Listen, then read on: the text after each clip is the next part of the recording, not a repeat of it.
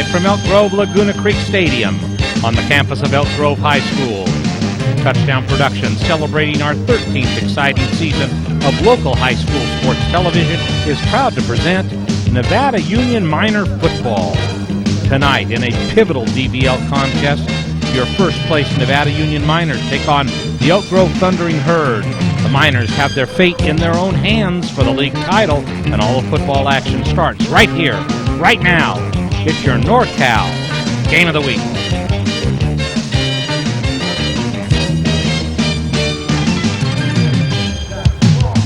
Well, the Miners arrive in Elk Grove once again this season. They find themselves all alone in first place in the DVL as they get set to face Elk Grove Thundering Herd. Good evening, football fans, wherever you are across our worldwide audience. Jim Adams, the voice of Nevada Union Minor Football, joined tonight by Paul Brown, our producer and director.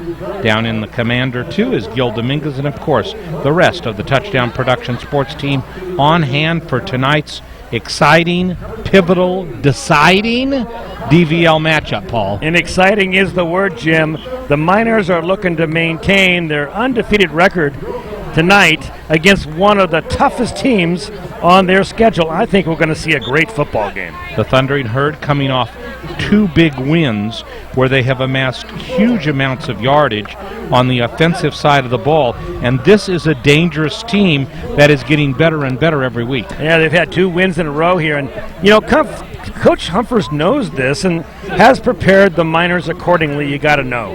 He knows that they're the ones with the target on their back, and if they can get past Elk Grove tonight, there's a very good possibility they'll run the table on the DVL and be this year's league champions. As we've been telling you all year long, each week, Touchdown Productions, we now have 2 football telecasts for you to enjoy. And while we are here at Elk Grove, Marty Mortensen and Michael Strong are down at Placer bringing you the battle between the Placer Hillmen and the Colfax Falcons. Another huge contest this weekend.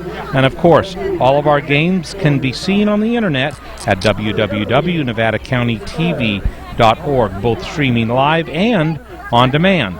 When we come back, we'll talk about tonight's contest, and there is a lot to talk about after we remind you that you are watching exclusive coverage of Nevada Union Minor Football on the Touchdown Productions Sports Network. Personal trainer Michael Strong has a new way for you to be healthy. It's GetFitRight.net, the personal trainer that comes to you. Speed, strength, agility, and stamina can all be increased with regular workouts, and Michael Strong tailors each one to you. So be healthy with the help of Michael Strong and GetFitRight.net! Woo! in Grass Valley. You like that? The Hauser family reminds you if it's round, rubber, and it rolls, then you're sure to find it at Plaza Tire and Auto Service. From regular car and truck tires to small specialty tires for your trailers and golf carts, you can trust Plaza Tire has the tire for you. They stake their reputations on it every day. Plaza Tire and Auto Service. Auto repair done on your schedule, not theirs, in Penn Valley, Nevada City, and in Colfax. The Painter family has been taking care of feeding Nevada County families since 1959. And in October, we'll celebrate 50 years of service to you. At both locations of SPD, you'll always find USDA choice beef and a full-service meat department, a complete deli section, produce department, post office, and everything else that makes SPD so special. SPD Markets, hometown proud, where your neighbors shop. PNC is your neighborhood home and garden center for both builders and consumers. They carry everything you need. In their garden center, you'll find a complete nursery along with expert advice on trees, shrubs, perennials, and garden enhancements. They're open 7:30 to 6 Monday through Saturday and 8 to 5 on Sunday. So start right, start here at PNC True Value Home and Garden Center in the Fowler Center, Grass Valley. Your car or truck is an extension of your personality. Chuck Cavros knows this, so Top This delivers truck and auto attitude every day with in-store displays featuring thousands of products from WeatherGuard, DZ, bracket truck racks, along with a large selection of aftermarket performance products, all from the top manufacturers. So give your car or truck the attitude it deserves at Top This Truck and Auto Accessories. And let's take a look here at the Delta Valley standings. And Paul, if you take a look at tonight's contest, this is the Delta Valley League game of the season. It really is a pivotal game, Jim, and you can see it's basically a three-horse race here. We've got Nevada Union as the leader, and Franklin and Elk Grove, the team we're going to see tonight, nipping at their heels. So, Jim, let's play the what-if game here. Okay. Tonight we've got NU against Elk Grove. Now, obviously, if NU wins tonight, they've run the table. They're going to be the champions. But, however, if we see Elk Grove, who plays very well here at home, beat NU tonight, that'll put them both at 3-3, and you know what that means? It's going to be the NU Thundering Herd winning the league. Yeah, if they go to 3-1, Elk Grove the Thundering Herd will win the league over Nevada Union, and that's why this game is so pivotal tonight. Here's the PVL League. You take a look, Lincoln on top at 4-0, Whitney at 4-1, and then there's Placer and Colfax, Bear River and El Dorado Mesa Verde out the bottom. Placer and Colfax in green because they are playing tonight. We'll be back with more pregame information about the Miners and the Thundering Herd after we remind you that you're watching exclusive coverage of Nevada Union Miner football on the Touchdown Productions Sports Network. You're always close by your neighborhood Ace Hardware in Auburn, located on Highway 49 at Luther Road and locally owned and operated for the past 12 years by Mike Ryan and his family. Neighborhood Ace has teamed up with the buying power of Ace Hardware to bring you the largest selection of products for your home and business. And at Neighborhood Ace, they're always ready to talk about the latest Hillman victory at Neighborhood Ace Hardware. Purchasing a used car is better for the environment than buying a new one. That's right, the energy it takes to create a new automobile versus one already built is substantial. So when you choose a used vehicle from Keith Kerwin and Todd Slover, you're helping the environment by consuming less energy. At Pioneer Motors, every car is handpicked, Carfax checked, inspected, and detailed. Pioneer Motors, 1611 Main Street in Grass Valley.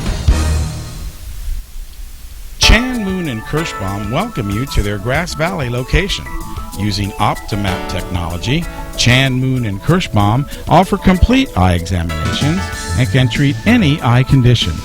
They then fill your prescription and grind your lenses in-house, offering a wide selection of frames and contacts. Chan, Moon, and Kirschbaum, protecting your most precious gift of sight. 360 Sierra College Drive, Grass Valley. Gold and silver are more important as a part of your investment portfolio more now than ever before. There's inflationary pressures. China alone could push the gold price more than double from $1,000 to $2,000 an ounce.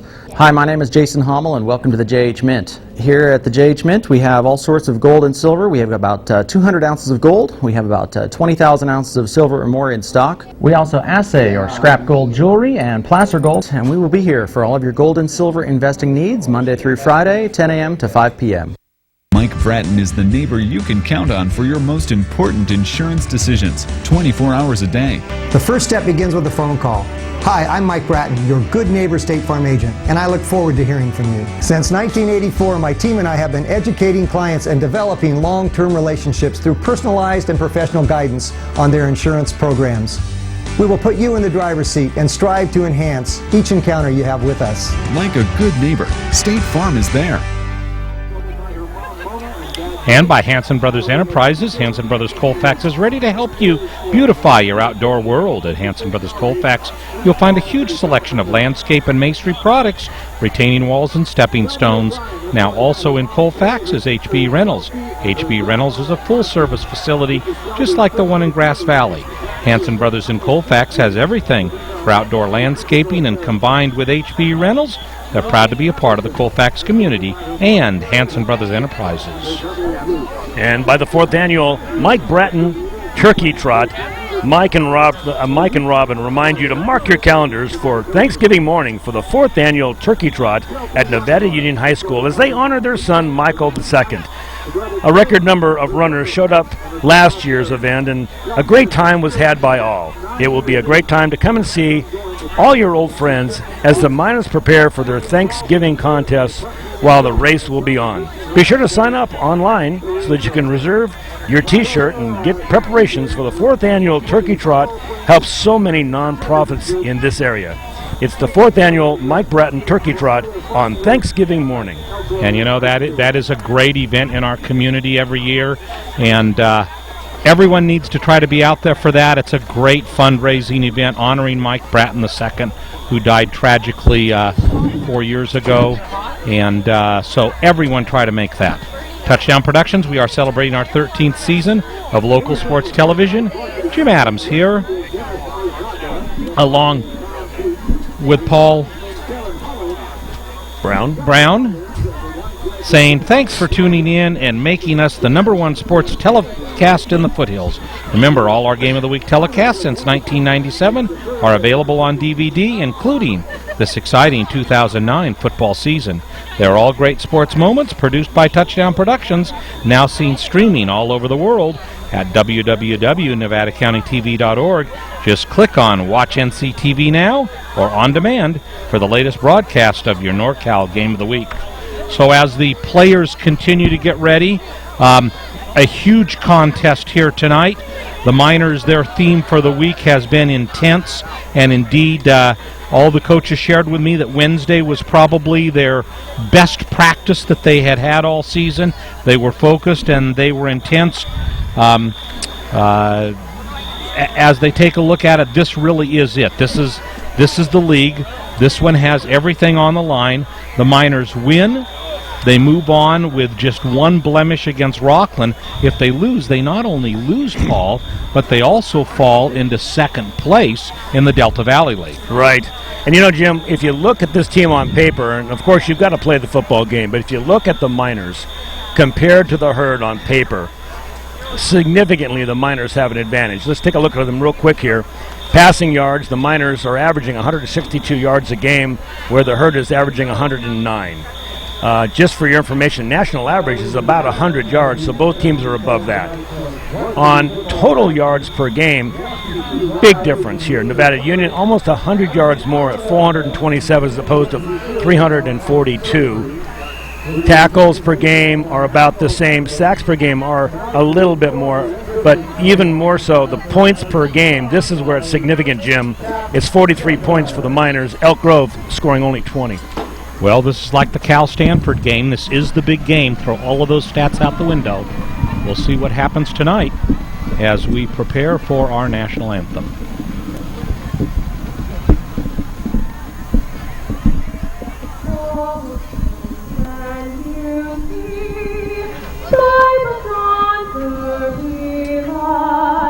What's so proudly we hail at the twilight's last gleam, whose bright and bright stars through the perilous fight for the ramparts we won, words so gallantly streaming, and the rocket's red glare, the blackbirds singing they flew through the night, that our flag was still there. Oh, say does that star-spangled banner yet wave for the land of the free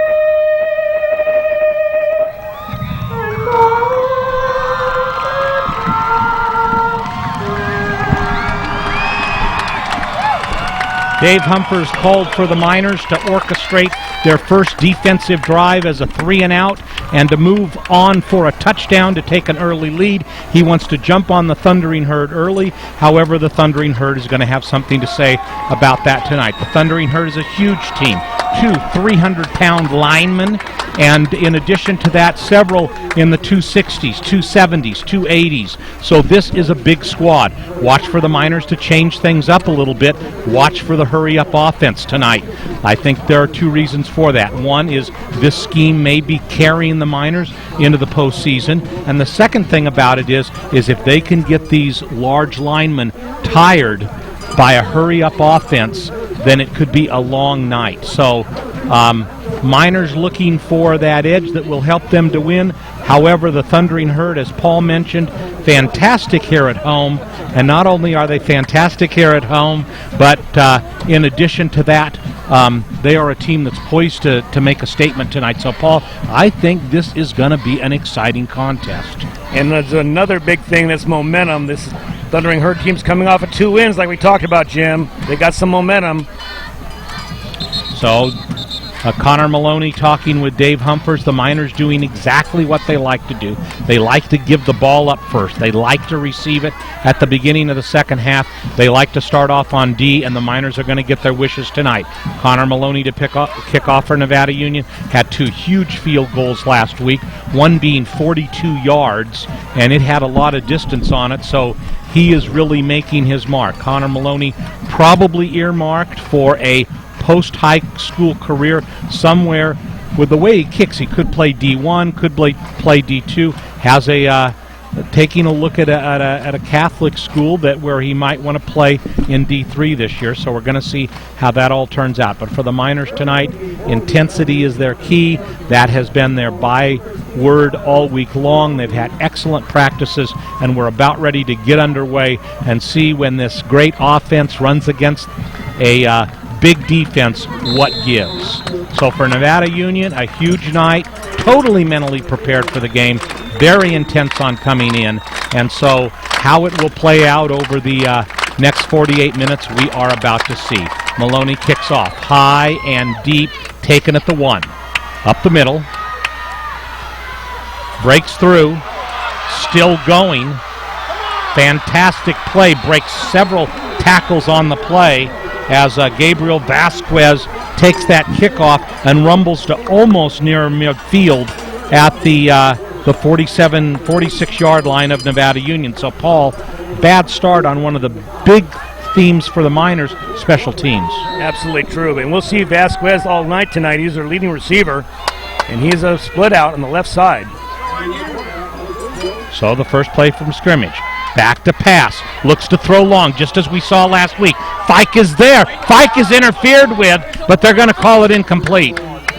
Now, if that had been the offensive player on that side and the defensive player on the near side, you probably would have had a pass interference. Probably would have seen a flag on that. You're right, Jim. But look what the Thundering Herd's doing. The same thing that Coach Humphers trying to do. Long pass, first play. They're trying to make a strike right off the bat here. And here's the play. What's the replay? That ball's up for grabs, and you're right. That easily could have been an interference call. Alex Angel at quarterback for the Thundering Herd at a 2nd and 10. This will be a running play. Russell Robards breaks through that right side, rumbles for a first down. Robards finding some room on the right side, but doing a lot of the work himself. We're seeing some missed tackles here by the Miners early. We saw it on the kickoff, and we just saw it on that play there. He could have easily been stopped after about 2. Stepped out of bounds before the completion of the play. So what we thought was a first down will be a 3rd and 1. Man in motion. Fakes the option. But goes to Daniel Rondez. And the Miners, having been strong on the run all season, Brad Delbon will need to make some adjustments here early on. A first down for the Thundering Herd.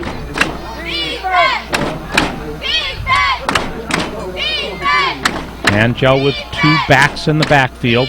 Handoff. Miners do a good job in corralling this offensive play. A gain of 2 on the play will bring up a 2nd and 8.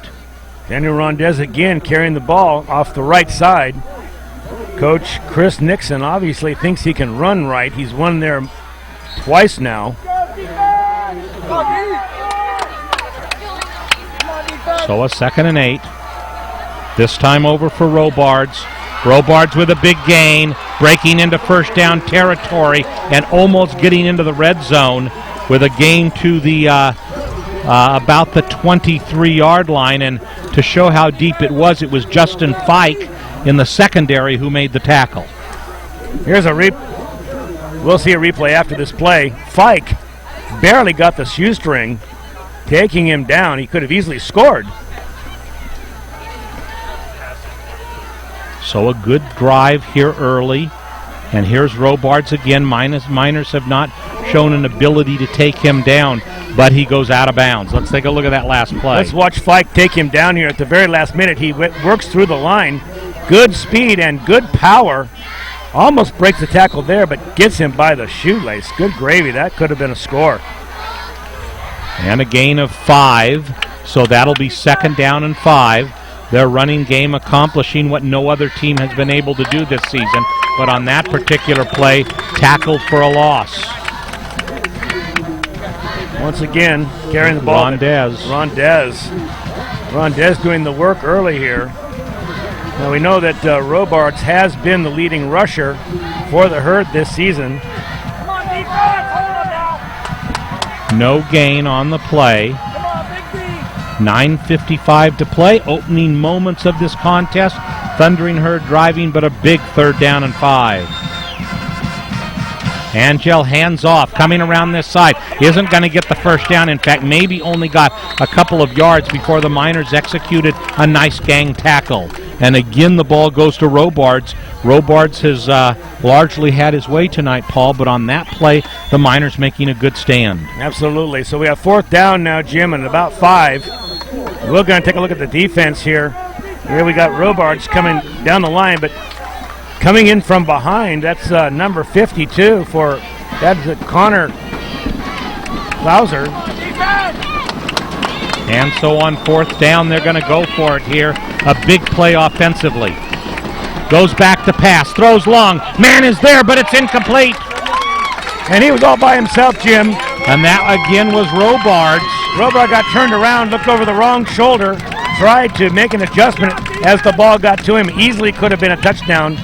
But, Paul, not a real great pass on that one. Not a great pass. It was a pass to the corner. It was a flag pattern, and again, he got kind of turned around. But, Jim, he was behind that defense.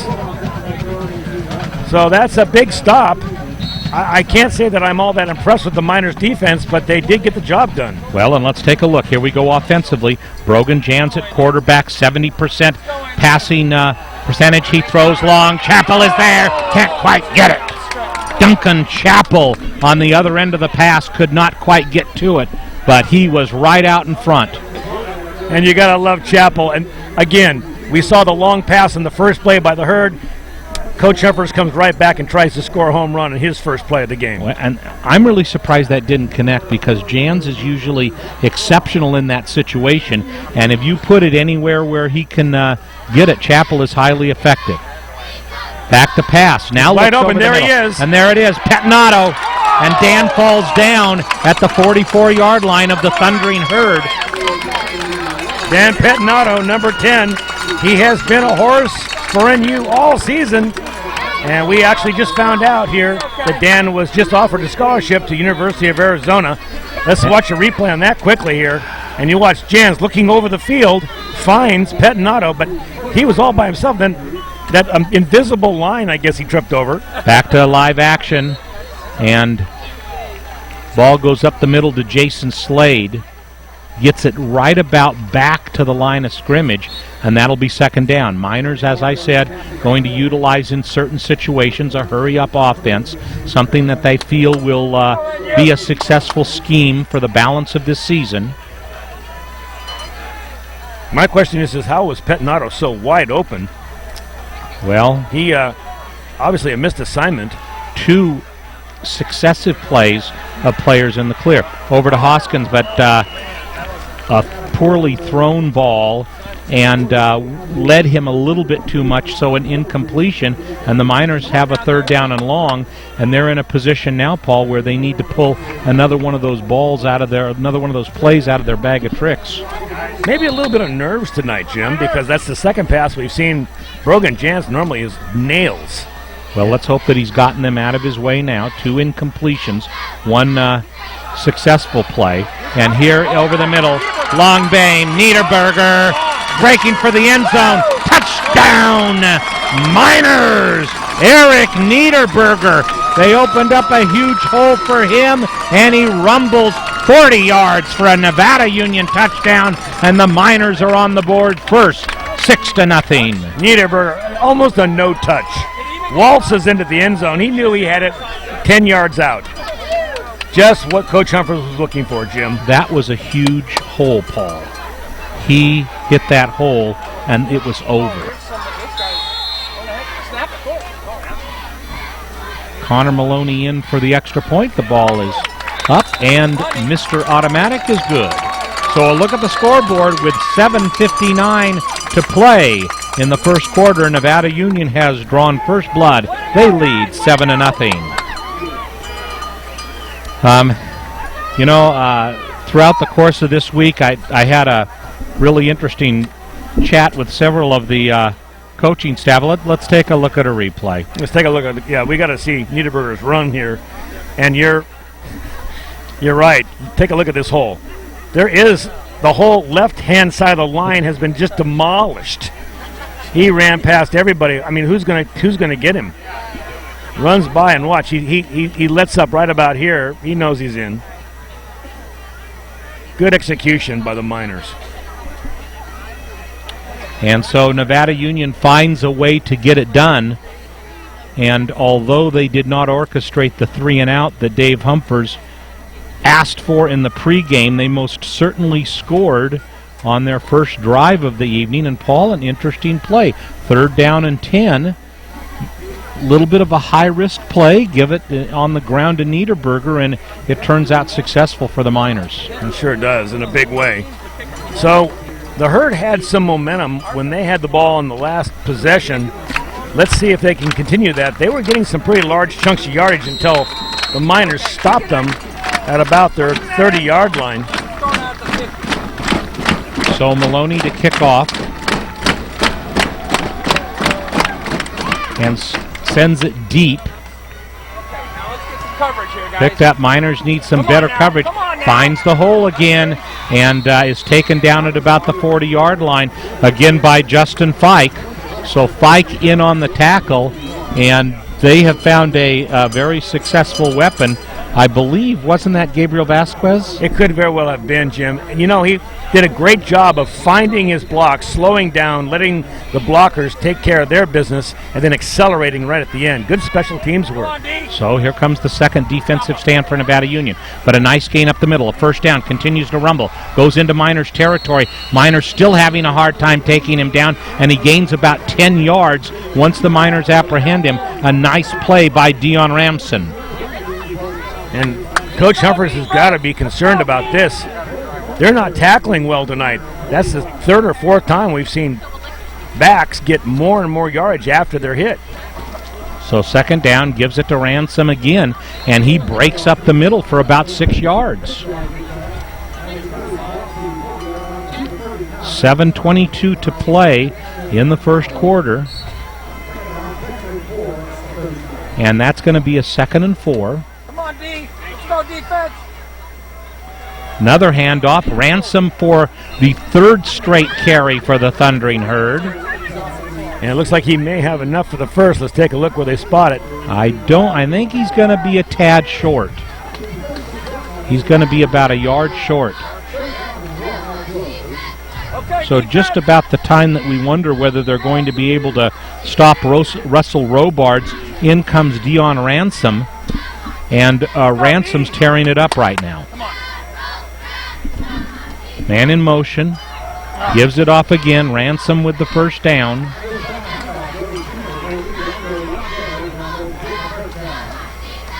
In fact, on that carry was Daniel Rondes. So they've got a number of backs and a number of weapons that they can put in the backfield. Robards back in the game. This is about where the Miners bristled up on the last drive, and there's going to be some motion against the Thundering Herd. Several players moved. That'll take it back 5 yards, and a 1st and 10 will become a 1st and 15. Having a caucus out in the field now, it was pretty clear that it was offsides. Yep, they're going to take it back 5 yards. So a 1st and 15 for the Thundering Herd, and most nights we have been somewhat concerned about the Miner pass defense, which has been highly effective so far tonight. And tonight we're seeing a little bit more of the run defense, giving up some yardage. But now a 1st and 15. Let's see what Angel comes out with. Up the middle, flags fly. That may have been encroachment. The Miners may give back that 5 yards they just got. Let's see what the call is. And he's pointing back at the Thundering Herd, so I'm kind of thinking that this penalty may be against Elk Grove. And in fact, Zach Vallejo is pointing at the Thundering Herd team to indicate that the penalty is against Elk Grove. They may decide to decline this penalty. They're already got them backed up 15 yards. And they're taking the flag away, so it is it's a moot point, so that play will stand, and it will be a 2nd down and about 13. So a nice stop defensively as Rondez shuttles out for the Thundering Herd. Angel having thrown only 2 fat passes tonight, keeping the ball mainly on the ground.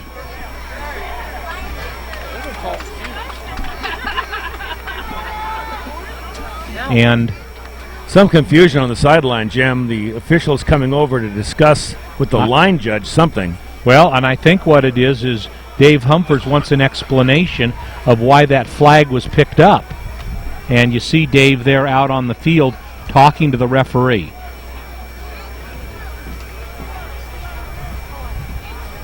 And although Dave has not complained, nor has any of the other coaching staff, there have been nights when the officiating has been a little bit difficult to figure out. And we're hoping that that's not a prelude to this Friday night. 5:48 to go in the 1st quarter.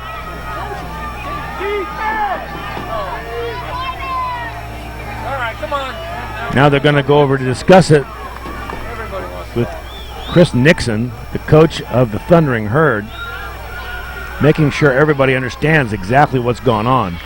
And as the debate continues, this goes into a little bit of delayed note. Tell us about Chris Nixon. You know, I understand, just talking to fans here in the crowd here, Jim, that he is a graduate of NU. Apparently he was an outstanding football player. And so here is the 2nd and 13. Handoff. Not much, but then breaks on through. Gets through some of the Miner tackling, and Ransom takes it for a nice 10-yard gain. And once again, I don't want to belabor this point, but they're tackling high, Jim. They are tackling up high, and they're not putting their helmet in the numbers. He got away there on his own sheer will. Easily could have been stopped at the line of scrimmage. 3rd down and 7. So it goes to 3rd and 7.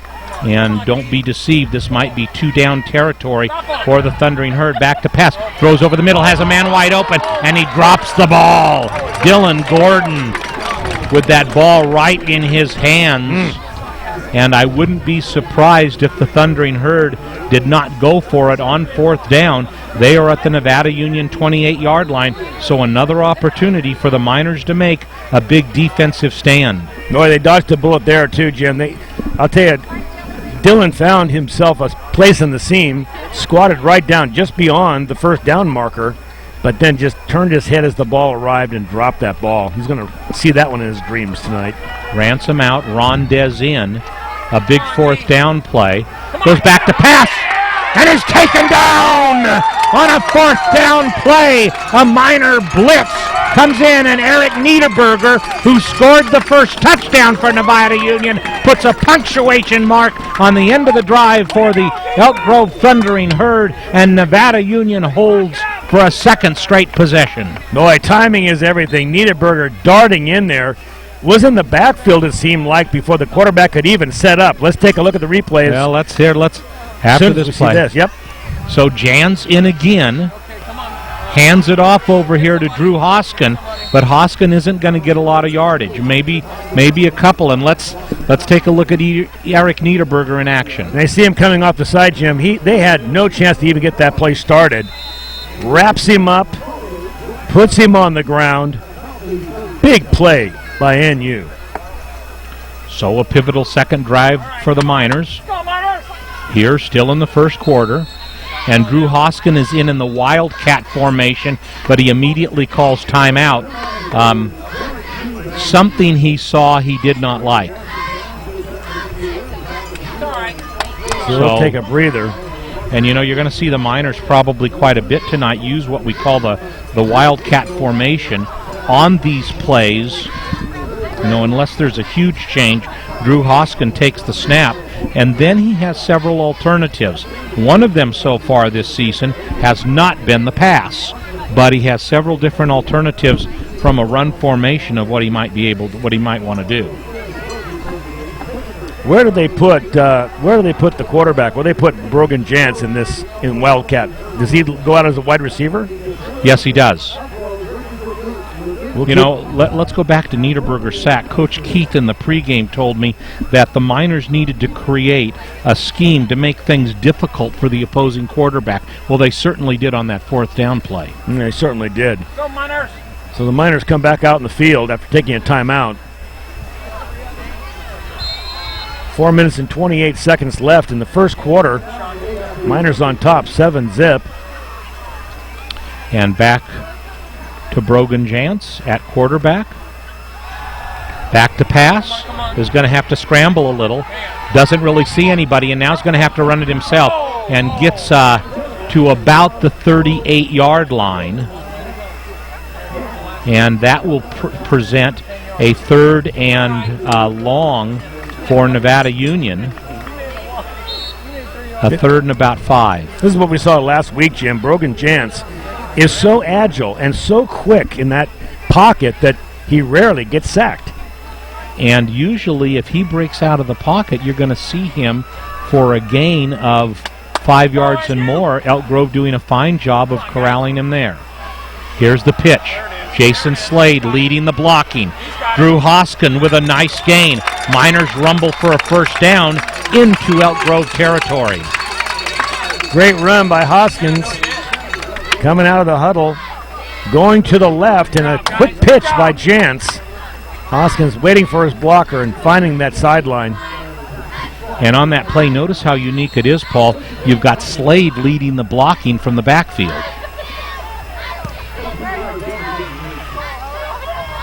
So a 1st and 10, man in motion, rolls, throws over here, complete to Pettinato. Pettinato for a 1st down. Continuing to rumble and gets inside the 30 to the 25-yard line.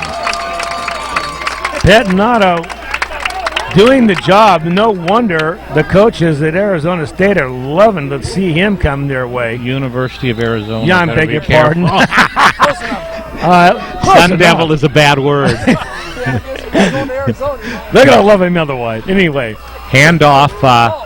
And Drew Hoskin is taken down for a slight loss of about 1 yard.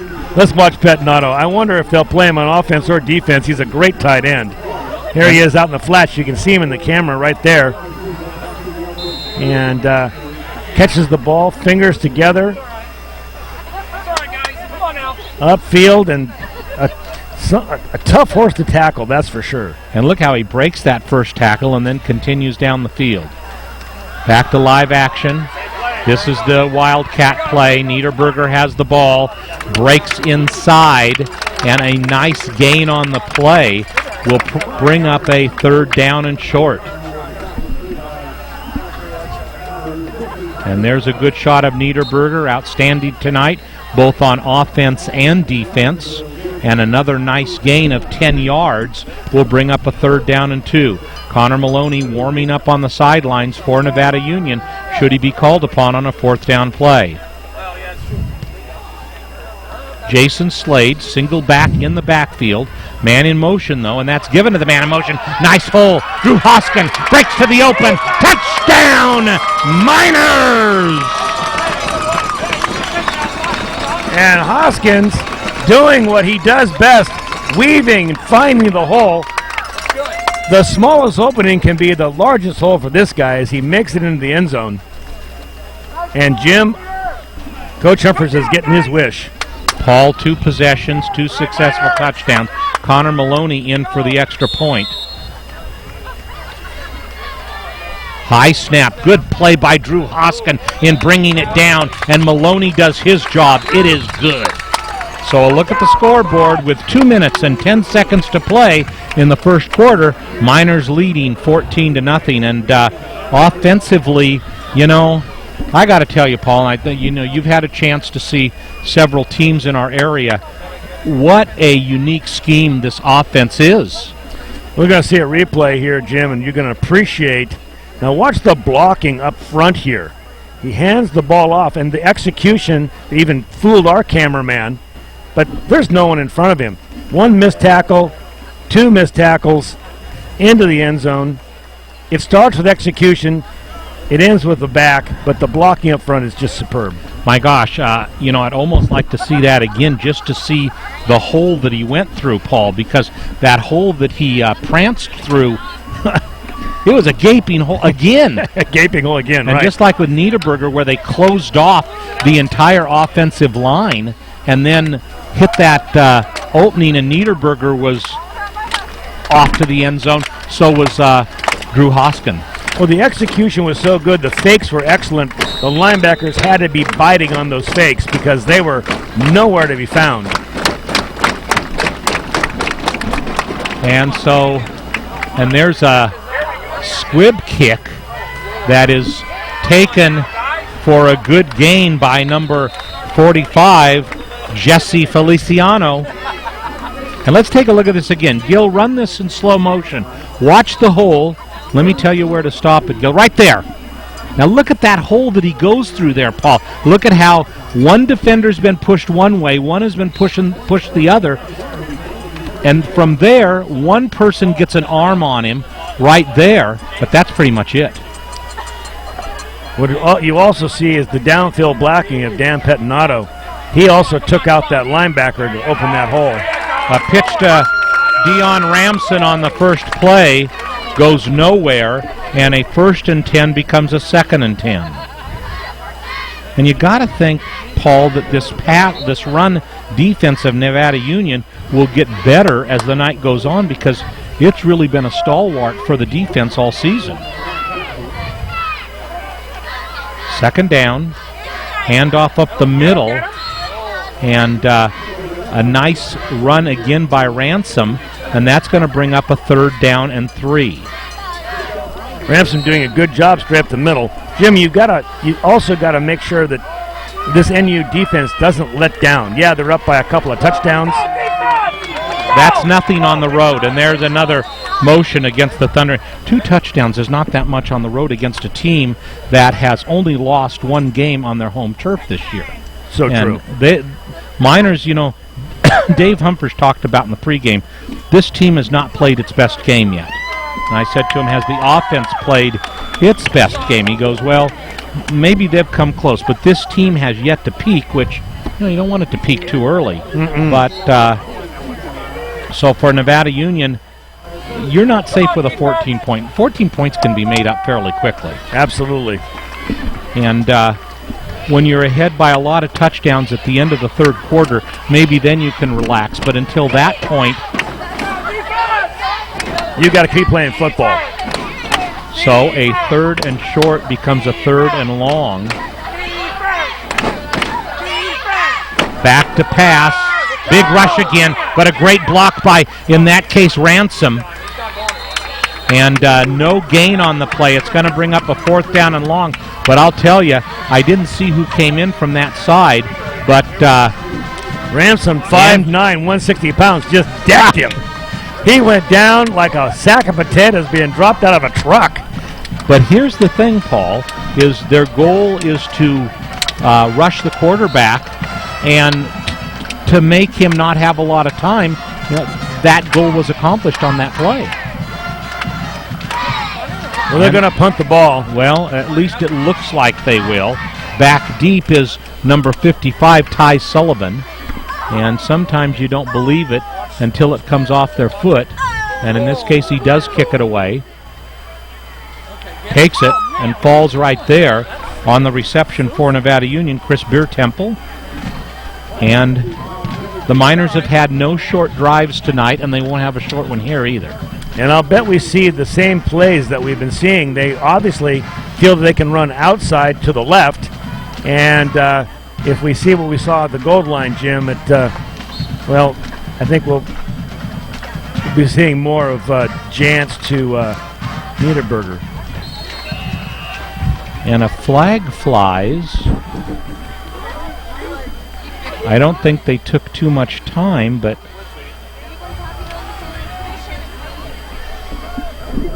and illegal motion against the Miners. With that said, Paul, Miners kind of a unique offense this year. They have a lot of options and a lot of plays in their playbook. But here's a 1st and 15. Not how they wanted to start off at all. But let's see what they're going to call here. They're going to take the Miners back another 5 yards. So immediately, almost the effects of a holding play, they lose 10 yards right off the bat, and a 1st and 10 goes to 1st and 20. 14 seconds to go in the first quarter. And so Jantz is going to have to, and the ball snapped into the end zone. He's going to have to throw a pass. He can't run it out. He's got it. Well, and he doesn't. And he gets out of the end zone into the playing field. And Paul, tell me why he didn't take that ball and throw it out of bounds. He was out of the pocket. I think it was such an unusual thing to see the ball going past him. The snap, Jim, looked like it came before he actually called it. Miscommunication between him and the center, and he was in a state of shock. He saw the ball going past him. All he could do was pick it up. He didn't have presence of mind to throw a pass. And Brogan Jantz, as he comes off the field, this is kind of a series gone a little bit bad at this point. Started off with 2 5-yard penalties and then a bad snap. And let's take a look, Paul, at that snap. Now watch, Jantz is calling signals, but he's got his head turned, doesn't expect that snap. In fact, nobody did. They're still waiting for the ball, and Jantz goes back. I'm wondering what he's thinking right now. He's thinking, do I run this thing? Maybe pass never entered his mind. Doesn't look like it did, does it? No. Fortunate to get out of the end zone. True.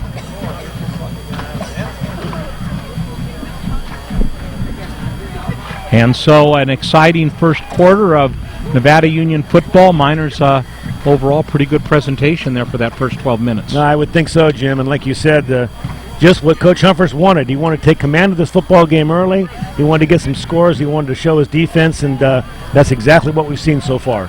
Well, and although the Miners are at a 2nd and 36, this series would have been an especially important one for them to make a statement. Had they been able to take the score to 21-0, that would have been a pretty good early accomplishment for Nevada Union.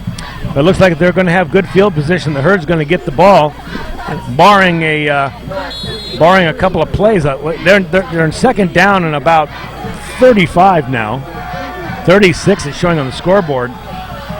Don't think they have necessarily a play for this. Gives it off up the middle, and a short gain by Jason Slade. Slade just trying to give a little bit of elbow room. Not much you can do when you're backed up to the end zone like this. If the Miners fail to convert here on 3rd down, the Thundering Herd will should have their best field position of the game.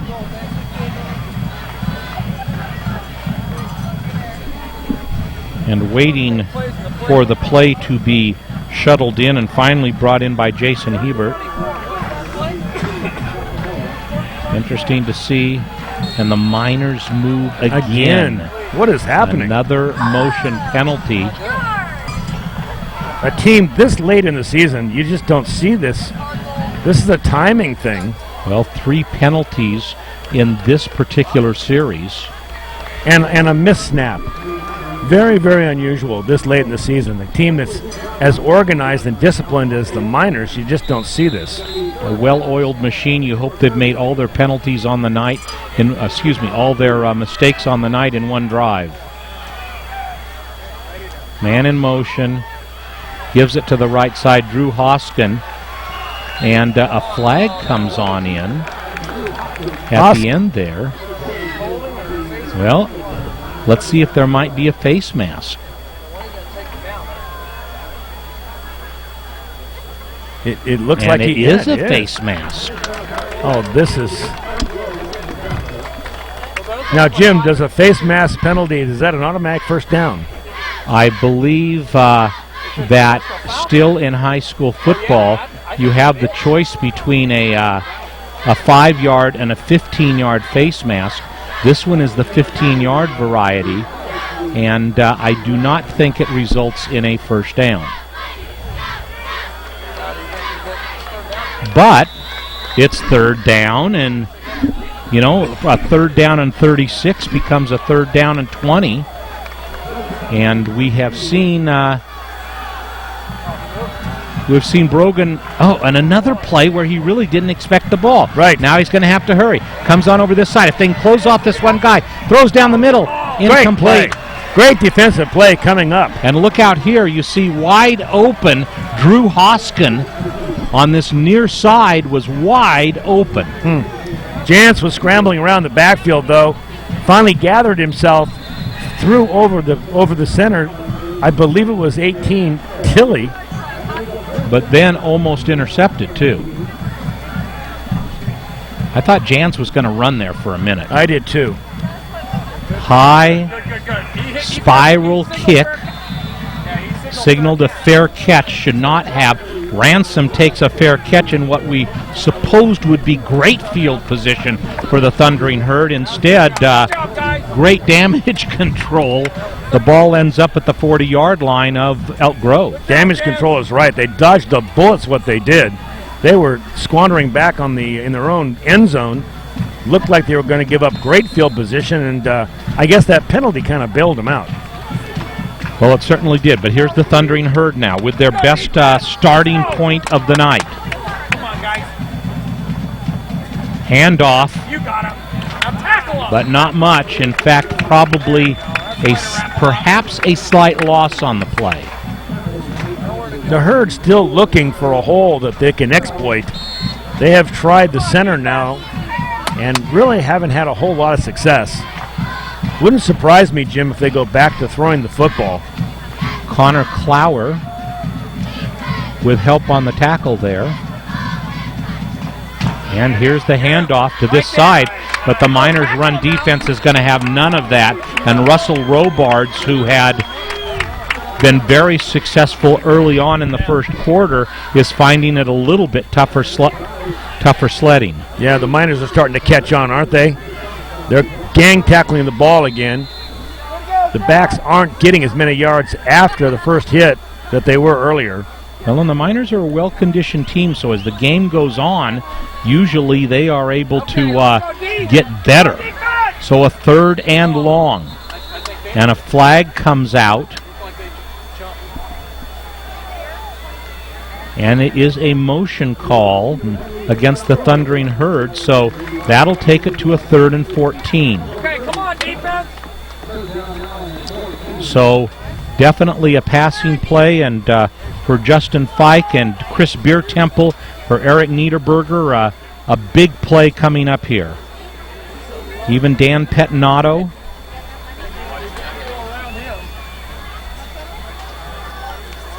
And so here we go. Brock Krause comes out here to defend near side. Miners change a little bit. Here comes the rush. Hit as he throws. Long pass, incomplete. Oh. That was Gabriel Vasquez again, just out over his fingertips. A well-thrown football. I actually thought he was going to get it. I think maybe the defensive back coming over, that was Beer Krause. Temple and Brock Krause defending. Doing a good job, and maybe just getting in his line of vision, Jim, because that ball, that looked like it was going to be caught. So the Miners hold for a fourth straight possession against the Herd. Here comes the rush, and it's going to be Beer Temple. Takes the ball on the run, fakes the handoff, and Chris Beer Temple going down the slide line, but a flag comes in at the 47-yard line of Nevada Union, and that's probably, well, and they throw it way backwards. Beer Timber looks like he's limping just a little bit. He took, had a flying tackle, got parallel in the air. But it looks like that reception, that punt return, is going to be all for naught. The flag has been placed at the 37-yard line, and Nevada Union will be taken back probably 15 yards. So the Miners, uncharacteristically, having a hard time getting good field position to begin a drive. They'll start this on their own 25-yard line. And so a huge possession for the Miners, up 14-0 with 8:43 to go in the second quarter.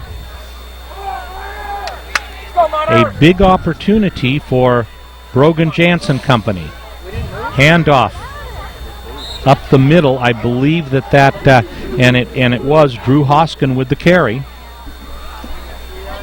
Hoskin continuing to do the honors for the Miners. 2 yards on the play, second down. Miners, at least for the time being, have abandoned that hurry-up offense that they had early on. In the shotgun, in motion was Hoskin, back to pass, and he's going to have to run. So he brings it down and gets the first down and gets a few extra yards. Brogan Jans, what a weapon he is. Anytime you have a quarterback that's that agile and can come out of the pocket and is as good as any of your backs, you got yourself a weapon. Well, you know, Paul, here's what's interesting. All of his receivers were covered. And sometimes that's the most dangerous play for the defense, because then Jantz will scramble on his own and usually gets a good gain, and here we see it again. Look at the good protection he gets. He looks left, then he looks right, pulls it down.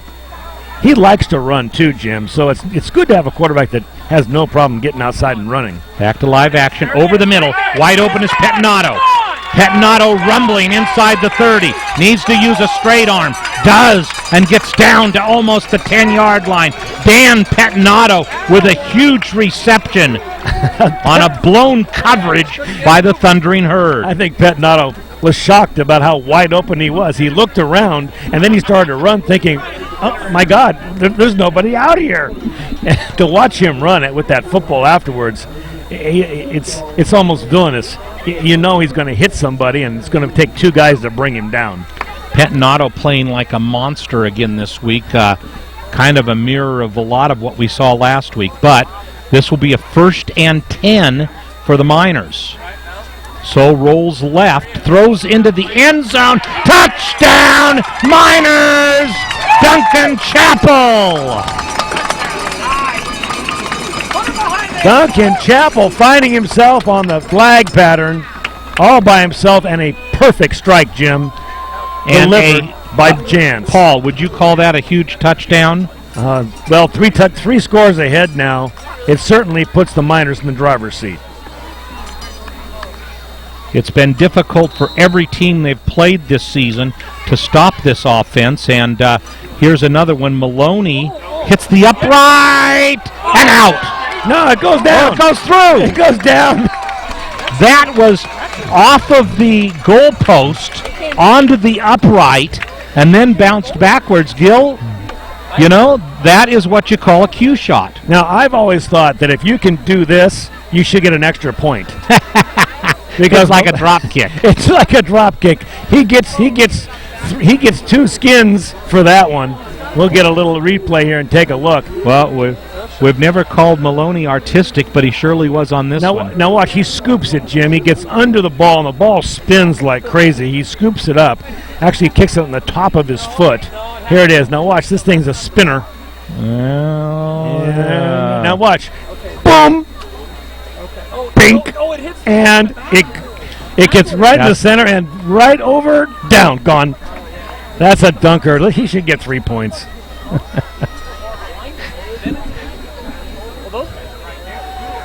Oh, okay, so we're getting a clarification. Gil, can you show that again really quick? Now, what Gil Dominguez is saying is it actually went through and hit the center bar, and the bar came back. extending from the from the crossbar. But 21-0. Here come the Miners again, and it's a squib kick into the secondary. Nice bounce, another bounce. Picked up, coverage should be there. Gets away, but then is taken down. And Dion Ramson on that return. And let's take a look, see if Gil can stop it just at the right time. See the ball in the air. Now there it hits the upright. And then right in the middle it goes through, and then hits the back. Oh! And the lights have gone out in the stadium. He knocked the lights right out of the place. So here come the Thundering Herd. Ramson with the carry, but this this run defense for the Miners is becoming stingier as the game goes on. Yeah, they're obviously wising up to the Thundering Herd. The offensive line is not able to open up those holes, and the backs are not getting that extra yardage after they're hit. The Herd's got to be a little demoralized now, Jim, though. They're down 3 scores, and they only score 20 points a game as an average. You got to know that they're playing from behind big time. Little less than 7 minutes. Here comes the Miners rush, and down he goes. Pettinato in on the play again. So we're being told we're going to see this one more time. Okay, so we got the spinner, and now it goes down, and it goes through. You can see it. There you go. It disappears from us there.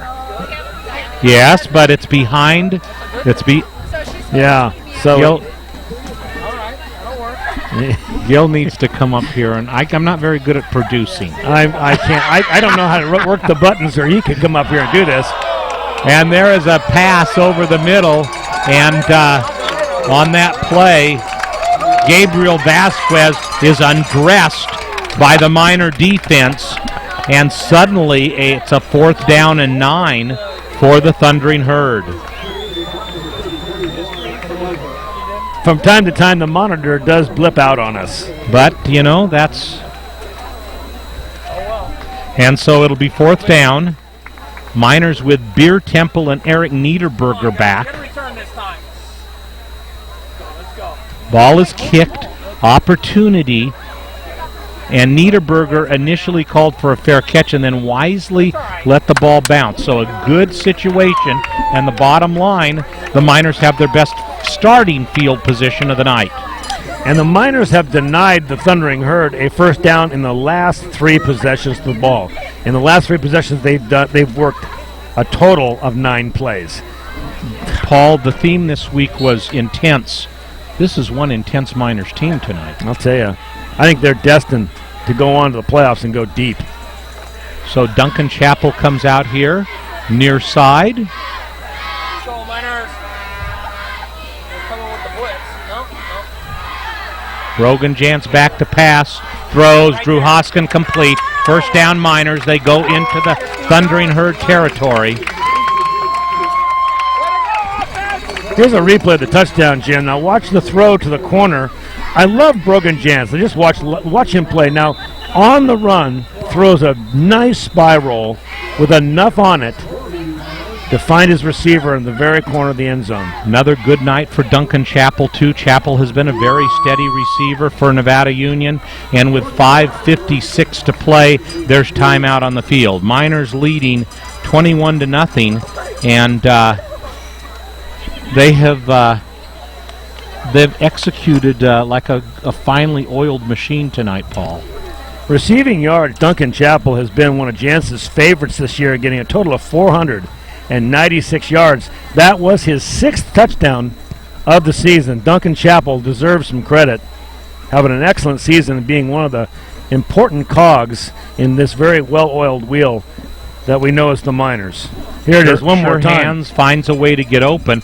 Now remember, this is the receiver that on the first play of the game was just led a little bit too much. That's true. And there's Chappell, not altogether an easy ball to catch, but he takes it in with ease. He's a well-coached receiver. The way he turns his whole body towards the ball, doesn't try to take it over his shoulders, got the room. You're going to get those thumbs together and catch that ball in front of you where you can see it. That's the way a receiver should be catching the ball in high school. So the Miners with a 1st and 10, less than 6 minutes to go, and each team left with 2 timeouts. So that timeout was by the Thundering Herd. Man in motion is Niederberger. Back to pass, flags fly. This is a reception by Jason Slade, and Jason gets back to about the line of scrimmage. Let's see what this call is. The flag fell a little bit into the secondary. The official is talking to Jantz. I think this is going to be against the Miners. And the Miners go backwards, so I would imagine that that would be true. And a 10-yarder. The clock has continued to run throughout this, so about 30 seconds has run off. Well, a little bit too early for the mercy clock. No, that's true. So first down and about 15. Hoskin takes that one, needs to get outside, does a great job, gets outside, gets back to the original line of scrimmage. And he is popped as he goes down, face mask to face mask hit. I'm sure he smelled the breath of the defender that time as he gets around the outside, gets about 5 yards. Tyler Clark with the hit for the Thundering Herd. Go offense. And so that makes it a 2nd and 10.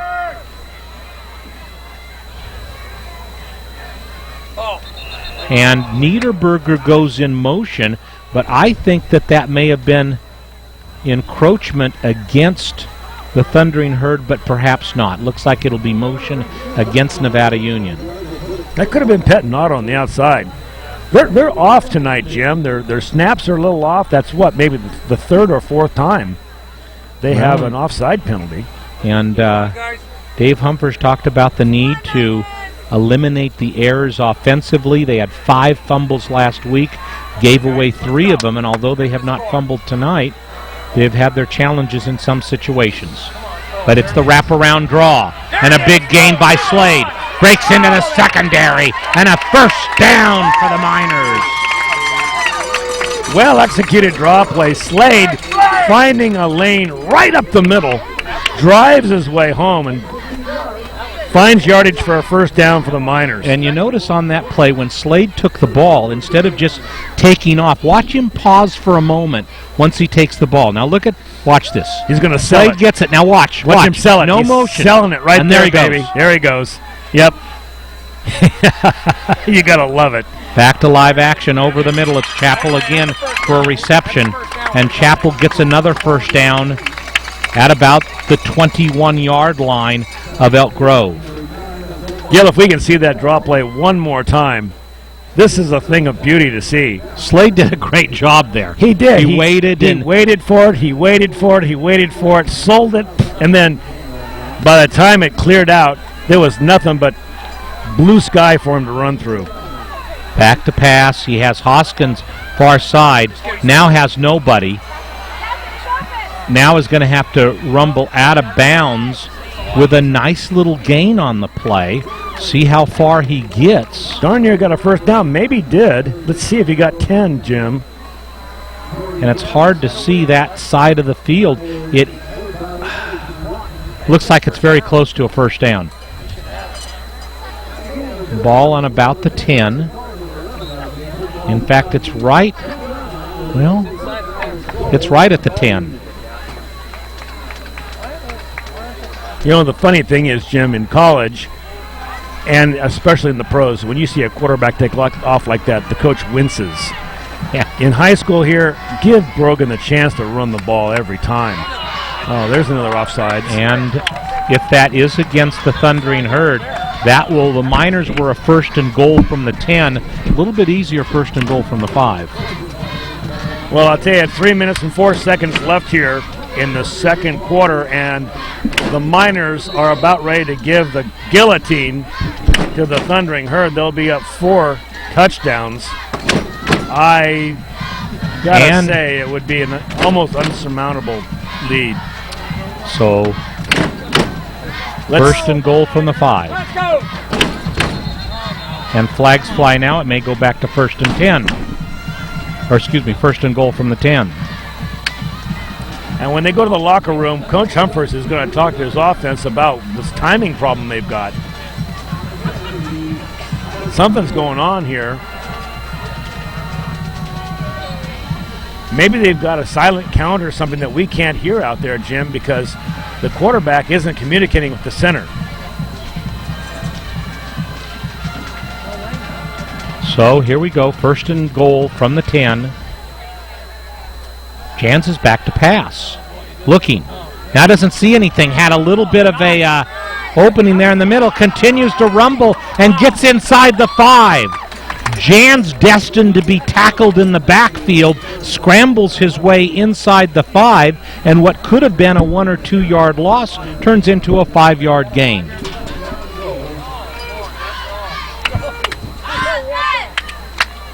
In for the Miners, Zach Vallejo coming in from the backfield, number 38. Coach Humphreys is going to put some beef back there. Let's see if he hands him the football. 6 points. 6 points. So, here we go. Straight up the middle, it's Vallejo. And touchdown, Miners! Vallejo carried the entire Elk Grove team on his shoulders and made it into the end zone for a touchdown, and the Miners lead 27-0. We haven't called Zach's name tonight, and I'll tell you, he was on the sideline probably saying, Coach, you got to give me this football. I can bring it home for you. Get me in the game. Get me in the game. Get me in this game. They hand it to him, and he basically carries half the defense into the end zone. Spotted, kicked a little bit cleaner this time, and good. So a look at the scoreboard. The Miners, a team on a mission. With 2:15 to go before halftime, they open up a surprising 28-0 lead. And all you can say is, wow. Who would have thought this, actually? I thought this would be a much closer game than this, Jim. But so far, the Herd hasn't been able to mount anything on offense at all. The last 3 possessions, they've gone 3 and out. And aside from a few penalty flaws, it has been pretty flawless for Nevada Union tonight. Here's the touchdown straight up the middle. Look at this wedge of white jerseys that just drives the whole defensive out. They've moved that whole defensive line back 6 yards. Zach Vallejo's going to remember that touchdown.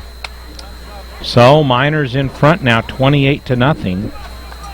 Don't turn off your TVs. We have an exciting second half of football. And here's the interesting thing. The Miners take the ball to start off the second half. They're on their feet here. Jim and I are perched up here at the top of the NU bleachers. No place I'd rather want to be.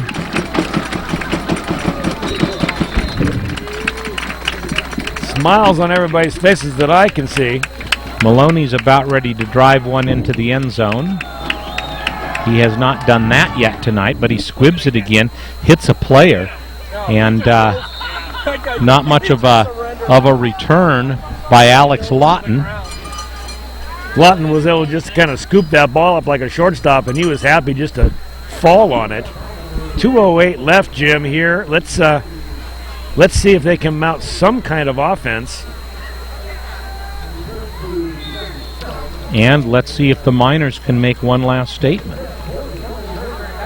It's this kind of situation that really tests the character of a football team. Back to pass has a lot of people on the far side of the field. Terribly thrown ball. Lands 3 yards in front of the intended receiver. Angel had a clear lane wide open for his receiver and just underthrew him. And it really doesn't appear like the Thundering Herd has much of a passing game, because even when the receivers get open, the ball has not been thrown well. So a 2nd and 10. Faked handoff. Pettinato chasing him, throws, and again incomplete through the hands of Gabriel Vasquez. And that will bring up a 3rd down and 10. And that's where the good news ends, Jim, because by throwing the football incomplete like that, you're stopping the clock. You're going to give the chance for the Miners to get this football back with a couple minutes left to play. And you kind of wonder if they might run the ball right here to say, hey, let's slice some time off the clock, because otherwise the Miners are going to have close to 2 minutes. Now they have to throw the ball again. Throws over the middle, and that's a completion for a 1st down. Did he get enough? It looks like he just got enough. Let's see where they spot it. Vasquez does get enough, and so Gabriel Vasquez with the reception gets a 1st down for the Thundering Herd.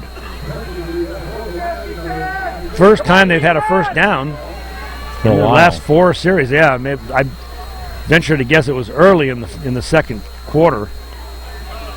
They had 2 good series to start the game, but both of them had failed 4th down plays. Oh. And he, on a run, a great play by Angel, and does a great job of a good gain on the play and comes close to a 1st down, but it also keeps the clock running. 2 timeouts left for the Thundering Herd. Ball is spotted, 1:09 to go in this 1st half. Throws over in the left flat, and that'll be a 1st down. Gabriel Vasquez getting outside and doing his job, catching the ball and then getting out of bounds, stopping the clock after getting the 1st down. 1:04 to go. You know, Alex Angel is the classic quarterback. He's 6'2", 195. He stands tall, looking out over the line. Strong arm, but doesn't seem to be that accurate, Jim. 1st and 10. Back. Now he's going to have to run. Nice gain, goes out of bounds at about the 24-yard line of Nevada Union. And all of a sudden, we're seeing some evidence of offense coming out of the Thundering Herd. Most of it, though, is the legs of Alec Angel, the quarterback. And so the Miners need to stiffen up defensively. 57 seconds to go in this 1st half, and the Thundering Herd is driving at the 23-yard line. A 1st and 10. Back to pass. Little screen over here. Goes down short of the 1st down. I'm surprised they're not calling a timeout, and they finally do here with 2 timeouts left for the Elk Grove Thundering Herd. The ball is at the Miners' 22-yard line. Just a slight gain of about a yard, which will bring up 2nd down and 9. You know, I'm wondering what's changed here. All of a sudden, they're finding some offense. They're spreading the field more, and the quarterback is getting some time. Maybe Coach Humphreys has dropped his linebackers off. Angel seems to have time to look the field over. Well, and they're seeing a little bit of a different offensive formation, in that in this situation, all of the offense kind of seems to be grouped together, and then they go from there. So a timeout on the field. Elk Grove still with 1 left, so if they can advance the ball a little more, Jim, they would definitely be in field goal range. A field goal, though, would be kind of anticlimactic right now. I think that they are saying this is the drive where we need to get a touchdown. And how true it is, they need to get a score on the board and need it to be a touchdown so that they're only behind by 21. So back to pass, throws, And that is complete, and that may go. No, taken down short at about the 3-yard line. There could easily be a face mask on that play, too. He was tackled high, and it looked like he grabbed his face mask, but there's no flag on the field. 38 seconds and running right now. And they're going to go back to go into a huddle. 30 seconds to go. Burning precious time. They're only going to get one play off, maybe two. They're going to try the right side, Jim, and they're going to go in. And they're in. Touchdown, Elk Grove. So the Thundering Herd, in little time to move the ball up the field, execute very well, and they take the score to 28-6, pending the extra point. And just about the time that we were writing them off, Jim, they were backed up. They had 3rd and 12, if you recall, and they caught the pass over the middle to extend their drive and then worked the sideline beautifully. This is a passing team all of a sudden, where they've been all night. And it's blocked. So it stays 28-6. And the Miners will get the ball with 22 seconds to play.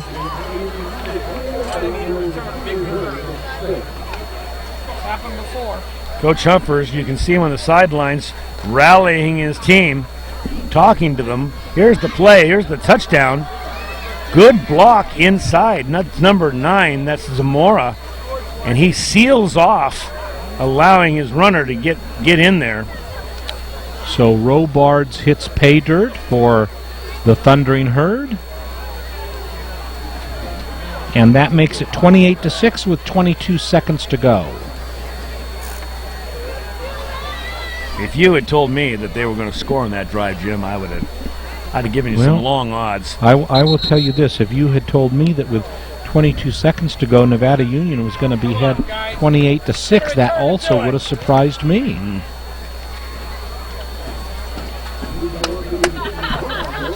So Vasquez teased the ball. He will kick off with 22 seconds left. Beer Temple and Chapel deep. They'll have time for one play, probably, maybe two. And a squibber. And the Miners go down with the ball. So 21 seconds to go with decent field position. And can they orchestrate in a couple of plays enough yardage to give Connor Maloney a shot at a field goal? Maloney has been deadly from 40 yards and in. However, his 42-yarder last week had plenty of room to spare.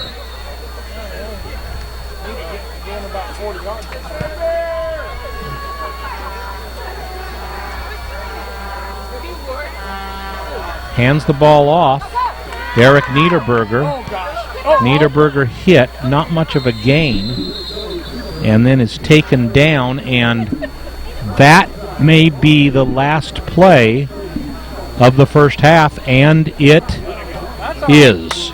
So we're at halftime here at Elk Grove Laguna Creek Stadium. Nevada Union making an excellent statement here in the first half, playing a good 24 minutes of football. But you know, Paul, here's the interesting part of it. There's 24 minutes left. There he is, and we are at home here, but Elk Grove has got their work cut out for them in the second half. You're watching exclusive coverage of Nevada Union football on the Touchdown Production Sports Network. We'll be back in a moment. Personal trainer Michael Strong has a new way for you to be healthy. It's getfitright.net, the personal trainer that comes to you.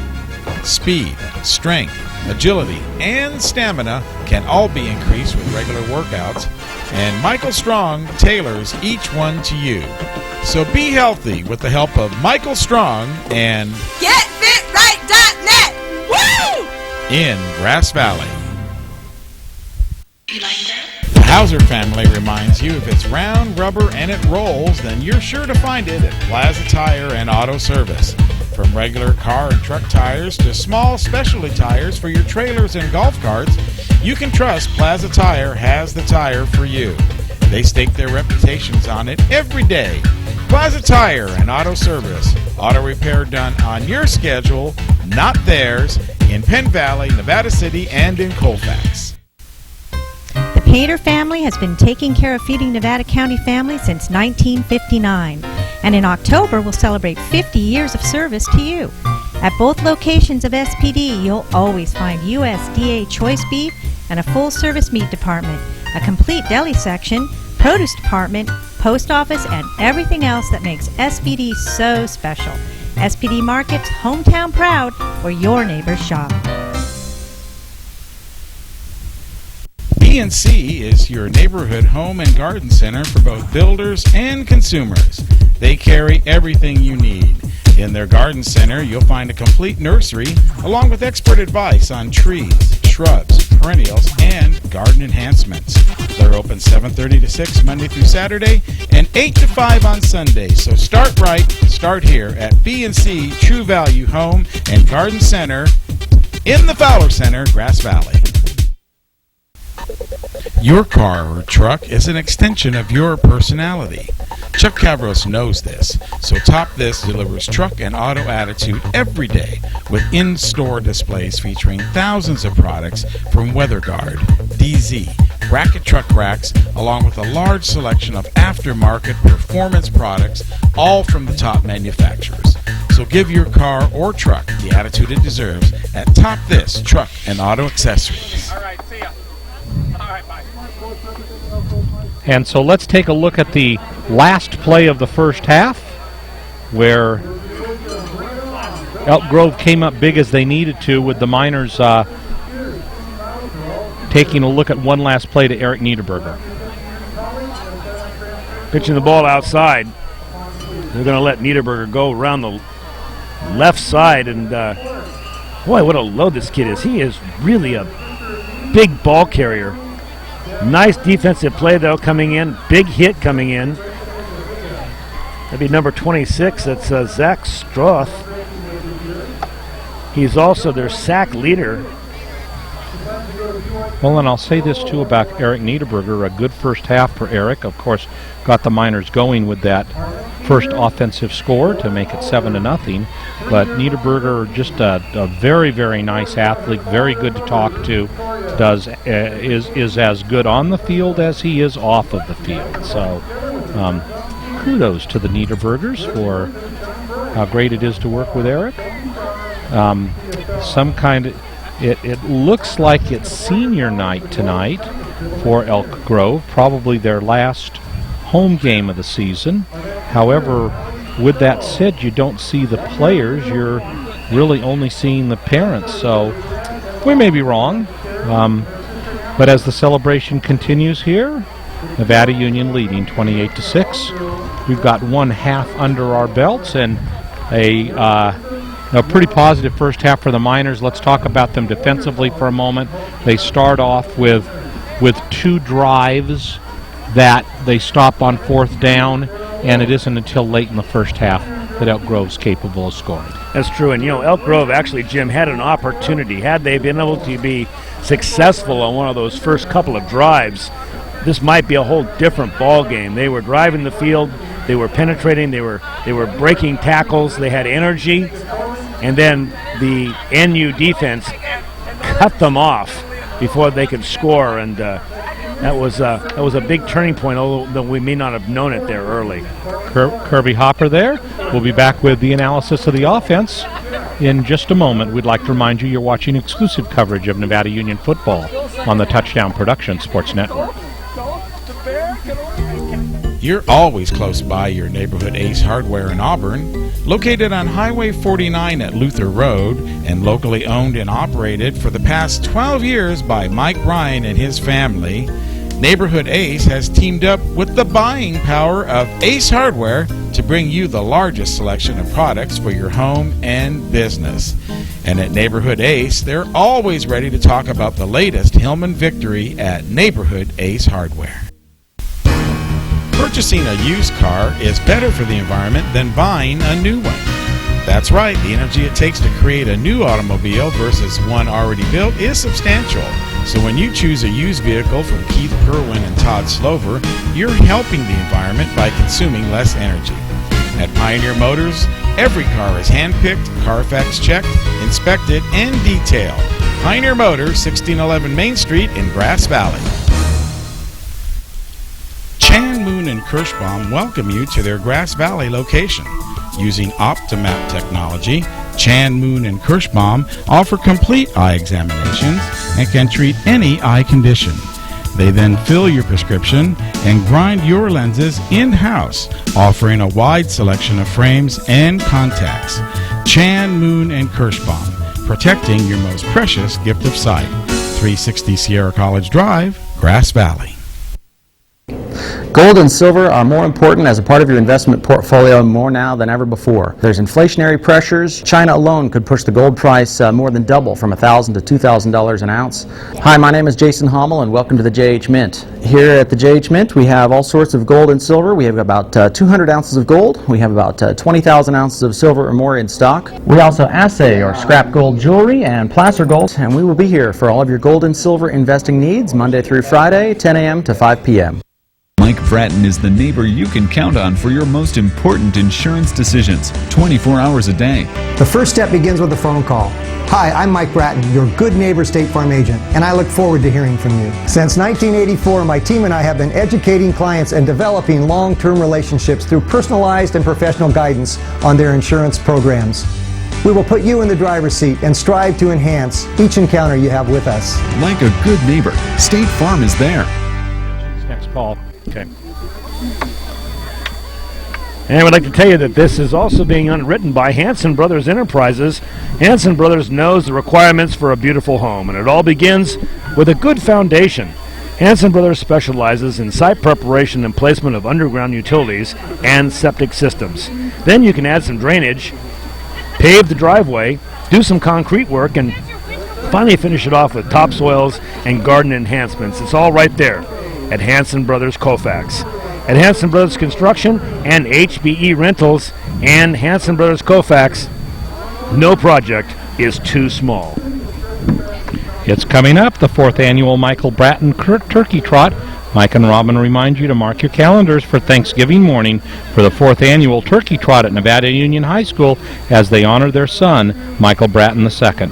A record number of runners showed up for last year's event, and a great time was had for all. It will be a great time to come by and see old friends as the miners prepare for their Thanksgiving contest while the race is on. Be sure to sign up online so you can reserve your t-shirt, and your participation in the 4th annual Turkey Trot helps so many of our nonprofits in our area. It's the 4th annual Michael Bratton Turkey Trot on Thanksgiving morning. And by Touchdown Productions, celebrating our 13th season of local sports television. This is Paul Brown, along with Marty Mortensen. Oh, no, it's Jim Adams. Got you back, Oh, Jim. my God. No, you know what? Here's the great part of it. It's a pleasure to be... I think it is a pleasure to call Marty Moore. Yeah, we're all saying thanks for joining us tonight and all through the football season. Be sure to stay with us after the game when we announce the Bill Slade & Sons Trucking Player of the Game Award that's created by Award Innovations. Jim and myself will select the most deserving NU player and honor them with the Bill Slade & Sons Trucking Player of the Game plaque. That'll be a tough one tonight, Jim. There's so many different players that are playing well. We'll struggle on that one, I'm sure. But stay tuned for that. Bill Slade & Sons Trucking Player of the Game, created by Award Innovations, coming up immediately after this exclusive Game of the Week telecast. Is Marty golfing tonight? No, he's at... He's at Placer. It's the Placer Koufax game tonight. I hope he doesn't interrupt the game as he plays through. And here is the snack bar and the officials loading up at halftime. Well, the zebras have to feed, and so there's no hay to feed them. They're over there getting a burger.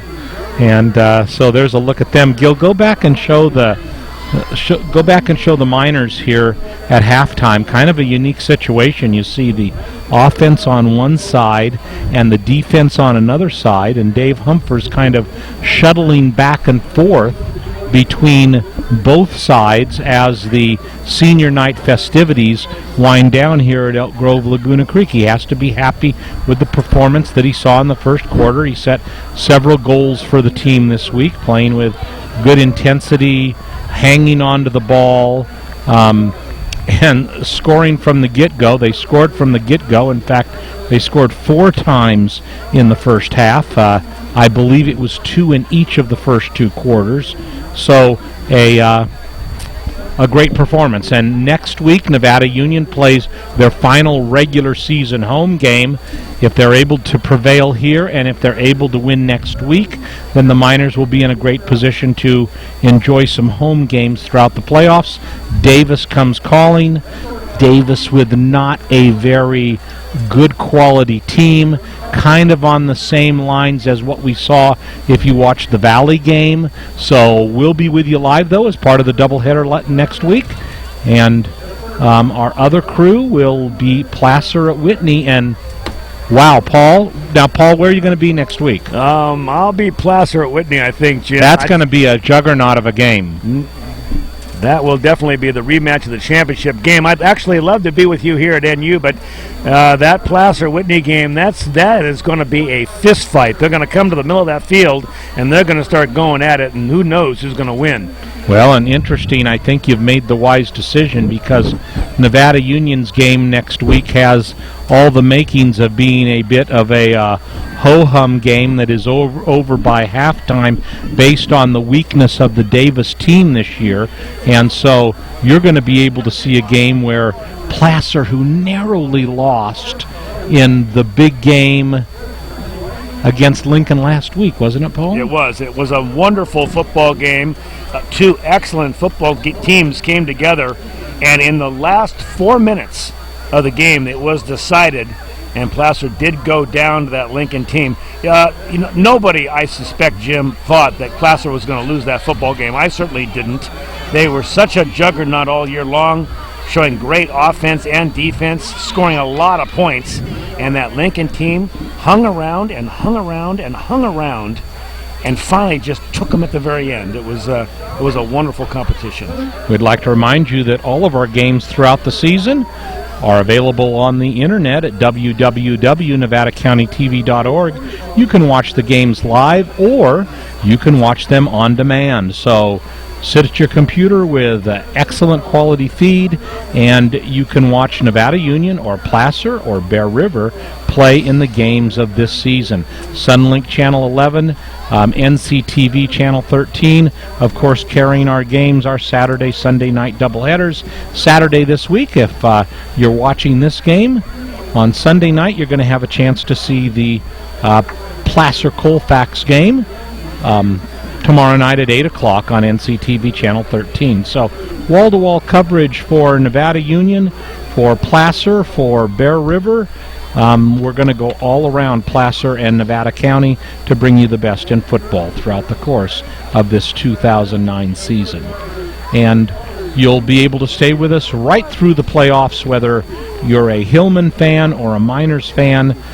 We will be bringing you all of the games of Nevada Union and of Placer for this particular season. And I guess if the Miners continue in what we have seen so far tonight, the Miners are able to have a good second half, prevail in this contest, they will win league. Here's some good things about it, is that it will allow for at least the first round game to be on the campus of Nevada Union. And you would have to think that if the Miners are capable of prevailing tonight, then they're going to be pretty high ranked in the section for these playoff games. I think NU may very well get more than one game at home, Jim, if they can win tonight and then take the league. And who is in their way? Who would you say would be their big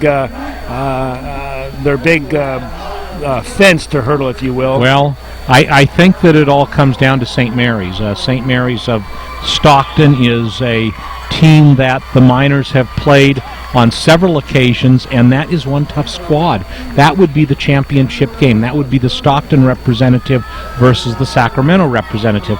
Whether it will go that way or not, only time will tell. You know how the playoff games are, and you slip up on one night and your season is over. So Dave Humphers keeps saying that this team has yet to peak. You know, they look a little bit better almost every week. So let's hope that they peak in the sectional championship game. I mean, how could you ask for more in the skill positions, quarterback, the halfbacks, and the defense? If he says they haven't peaked yet, I'm wondering what they're going to look like when they do. Well, next week and there you can see where we are, kind of set up. So in case we had kind of a funny night here, it rained a little bit before the game, kind of a cold, windy, rainy day in the Sacramento, Nevada County area, and here we are on November 6th tomorrow. As you're viewing this on November 7th, it's not only the birthday of my wife Nancy, but it's also the birthday of our illustrious executive producer director Gilberto M. Dominguez. Gilberto's birthday? He has birthdays? Well, he might even serve up a cerveza or two. Who knows? Well, where's the cake here? I'd take a piece of cake right now. He's been going backwards for several years, and if you don't believe me, just ask his wife Lynn. So the Miners, but happy birthday to Nancy Adams, her big birthday today, and she puts up with me all season, so I think sainthood is in the offing. But Nevada Union getting ready for the second half. They'll receive the ball, and hard to say with a 28-6 lead that the first possession is going to be a big one, but Paul, if they're able to take that first possession and move it down the field for a score, I think this game is history. I agree. And, if they're going to lose this game, Jim, God forbid, they will have to lose it themselves. It will be because of turnovers. They're going to have to give the game away, in my estimation, if they're going to lose this football game, because I just don't see – there's just not enough horsepower on the Thundering Herd offense to score enough points to beat them at this point. They'd have to hold them and then score 3 or 4 touchdowns. So, well, and so far tonight, a pretty disciplined performance by Nevada Union. They haven't been impeccably perfect, but they have certainly done what they've needed to do in order to have a very healthy first half. And like you said, there would have to be a substantial demoralizing breakdown for Nevada Union not to prevail tonight. Winning tonight would definitely mean that they would win the Delta Valley League. And so a big second half for Nevada Union, a nice 22-point lead as we get ready to begin the second half. And as you said earlier, Nevada Union will take the football. It will be theirs to receive here for the second half.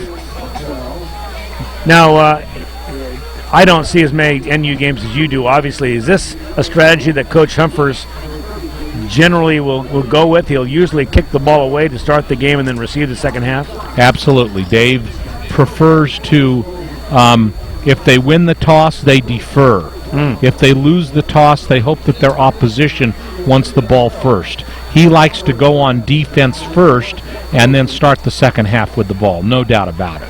And that also gives him, if there is wind and there is some kind of elements to deal with, it also gives him the right to defend the goal that he wants, and giving him the wind at his back in the fourth quarter. So, well, and with that said, Connor Maloney has been phenomenal this year, but with all the touchdowns that the Miners have scored, they haven't had too many drives that have stalled, period, let alone stalled in field goal range.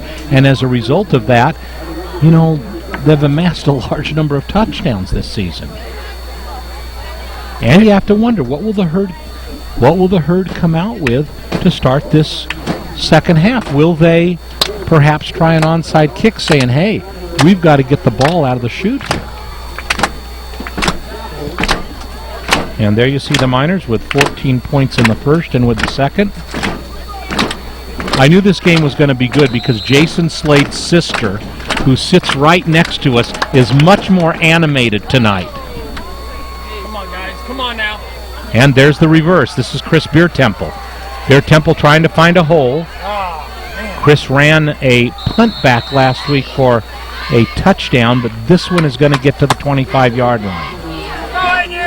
And the defense for the Thundering Herd slashing at that football. You're trying to see him rip the baby out of the cradle.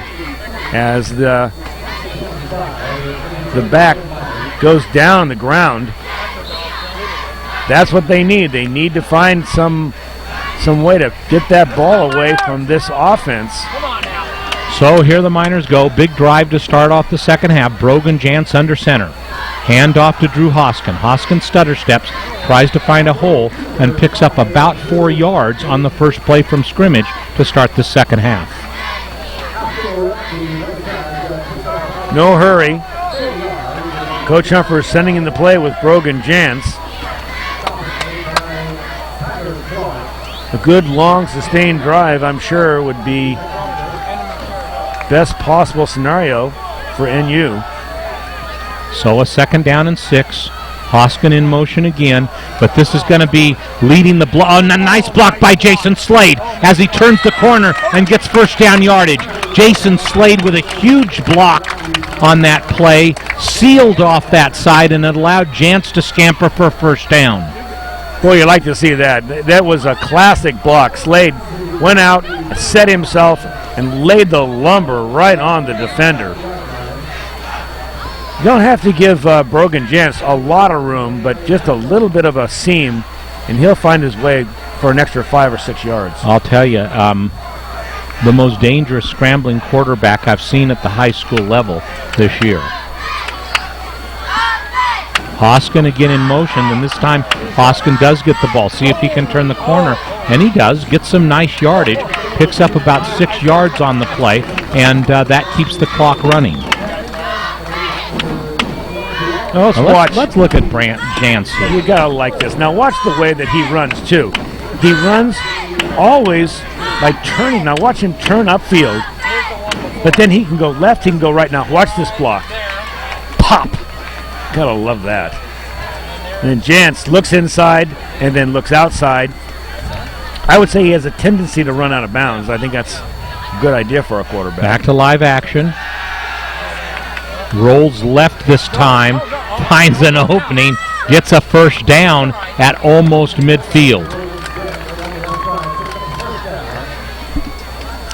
And at halftime of the Placer-Colfax game, 28-7 Placer. Kind of expected that tonight. We did. We expected to see Placer, and in my mind, there was no doubt that Placer was the stronger team of the two. But there is a very pivotal game in the PVL being played out tonight. We'll keep an eye on that. Back to pass again. Here's a screen to Petnato. Petnato has some room to ramble. Goes down the sidelines, deep inside the Elk Grove territory. Taken out of bounds, and there's a penalty flag on the field. When Petnato runs, he reminds me of a big bear. He doesn't really run, he rambles, and he brings this big lumbering body down the field. He's deceptively fast, but it takes 1, 2, 3 hits to bring the guy down. I didn't see the foul on that play, but the penalty is against Nevada Union, and it's from the spot of the foul. So what actually happens is they bring it back 10 yards, and it will be a first down and 6 because of where it happened. And we're going to invite you to watch that Placer-Colfax game tomorrow night at 7 at 8 o'clock on NCTV. Eric Niederberger, stutter steps, gets inside, gets a couple of yards on the play. It'll bring up a 2nd down and 4. And Paul, how does that kind of set up things for the big match against Whitney? Well, the big matches, I mean, both of the teams, Whitney and Placer, will both have 1 loss. And Placer will have to travel to Whitney and play in that big stadium down there. So I'm telling you, this is going to be a fist fight, Jim. It'll be really interesting to see. I'd have Long to give down the field, jump ball, complete. Petnato with the reception. So Dan Petnato having another stellar contest. Last week he shined bright on defense, and tonight he's really making a statement offensively. Huge gain for Nevada Union. Takes it to the 10, where it will be 1st and 10. Petinato being 6'4", 235, throw the ball up and let him make a play on it, and that's what they do. Hoskin trying to find a hole, breaks inside the 5, down to about the 3. Now watch Petinato on this pass. Jantz knows that if he throws it up there high, and look at it, he just lofts this big dead quail up there, and give him a chance to make a play. Even though the defender has position, guess who comes down with the ball? Good play, Ben Petinato, showing the ball to the fans.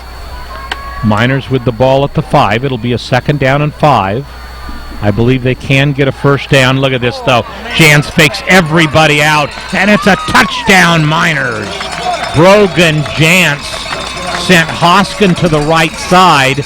Everybody bid on that, and by the time they realized that Hoskin didn't have the ball, Jantz was almost scampering into the end zone. Yeah. Wow, what a drive, Paul. What a great drive. Well executed. That last play by Jantz, everybody's head was turned to the right, and guess what? He's going left, has the football in the bootleg, takes it to the house.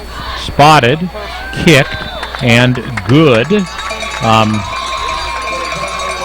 5 for 5 on the night for Connor Maloney, and with 8:02 to play in the third quarter, Nevada Union has taken the kickoff, and in 3 minutes and 58 seconds, they have driven into the end zone. They lead 35-6.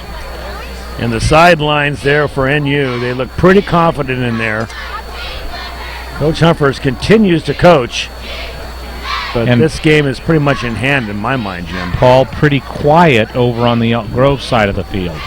Let's watch the replay here. Let's watch the beauty of Brogan Jantz. Look at him sell it. Looks that way. They got all the blockers lined up right, and here he comes. Brogan Jantz all by himself right to the corner. A little bit of showy there at the end, but can you blame him? Well, once he started to move, if he has a step on the defense, they're done.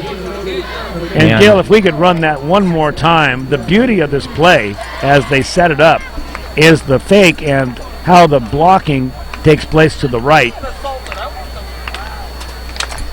Maybe we'll get a chance to look at that one again as we watch them tee it up here for the Connor kickoff. Maloney to kick off again for the Miners. Okay, we haven't seen one in the end zone tonight. And let's see if Connor will kick deep in this situation. And he doesn't. He squibs it. Another nice high bounce. Picked up. Nice gain. They have been very good on the return tonight. And this is Tyler Clark. So I'm told we are going to get one more look at that touchdown. Now watch this. Now watch Jantz Look at Drew sell Hoskin, it. number 5. Watch him sell it. There he gives it up, holds for just a second, and then turns and runs. Gotta love this. And right at the end there, he's going to make it known. I'm dancing in here. I want to dance in this end zone. So, 1st and 10, and a nice gain up the middle by Daniel Rondez. And that'll bring up a 2nd down, 7:40 to go in this third quarter. 35-6 Miners lead. So Angel handoff again up the middle to see if they might get some yardage. I think that will be a little bit short of the first down, depending upon what kind of a spot he gets. And it is short of the first down. It's going to bring up a 3rd down and 1. Elk Grove obviously in 2-down territory right here. Interestingly tonight, Jim, their leading back for the season is Russell Robards, and he hasn't had as many carries tonight as Vasquez, who has been the workhorse. And what had been a 3rd and 1 is going to become a 3rd and 6 on a botched play by the Thundering Herd. A lot of motion on that offensive line. And they're going to huddle on this for a moment. They need to figure this out. Did the Miners encroach on the play? And they're going to say offsides Nevada Union. It's going to be NU. So a break, it'll be a first down for the Herd. And the referees find a way to nail it onto Nevada Union. And now they're signaling the Miners who are protesting. I'd love to see that one, and especially from that camera angle that we're on now, see if the Miners indeed encroached.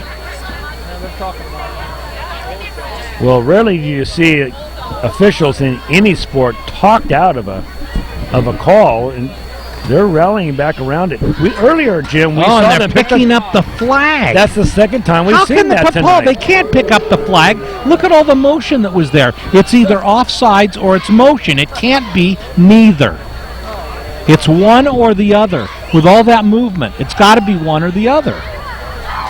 So if that's the case, is it third down or is it fourth down? Well, it's third down, and they'll start the clock up again with 6:30 to go in the third quarter. Handoff, first down by Rondez, and then pushed backwards. They're going to get a spot, though. It's going to be a first down for the Thundering Herd. And see, you know, and let's take a look. We've got that. Now watch this. Run it slow, Gil. It's going to be over here to your top of the screen. Look at this now. Oh, okay, it's that's obvious. either a play or that's illegal motion. I mean, show me where the Miners were offsides. Gil, rack that up again. Can you real quick? Can you take it back? Great job. Great. Now, okay, run it really slow. Okay, show me a Miner that's offside when the ball is snapped.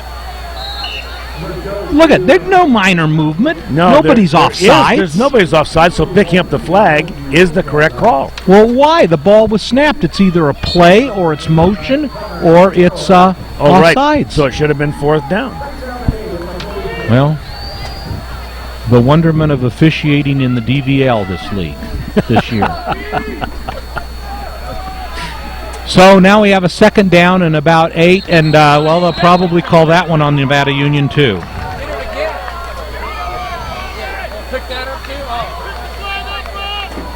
And no illegal motion.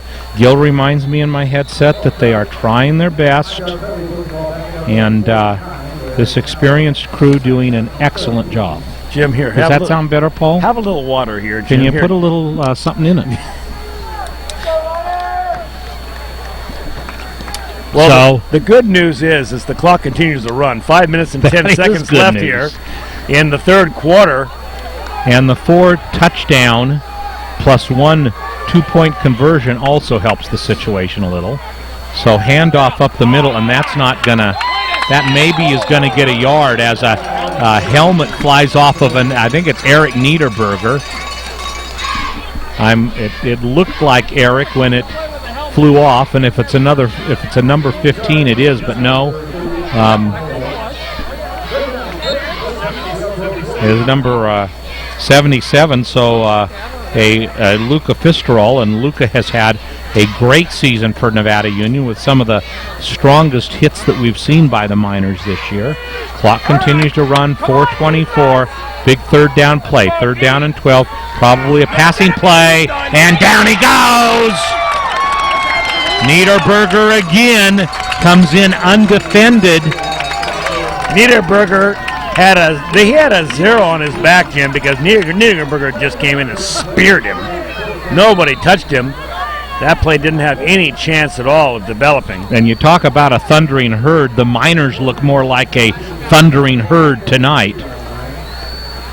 And Angel just happened to get in the way.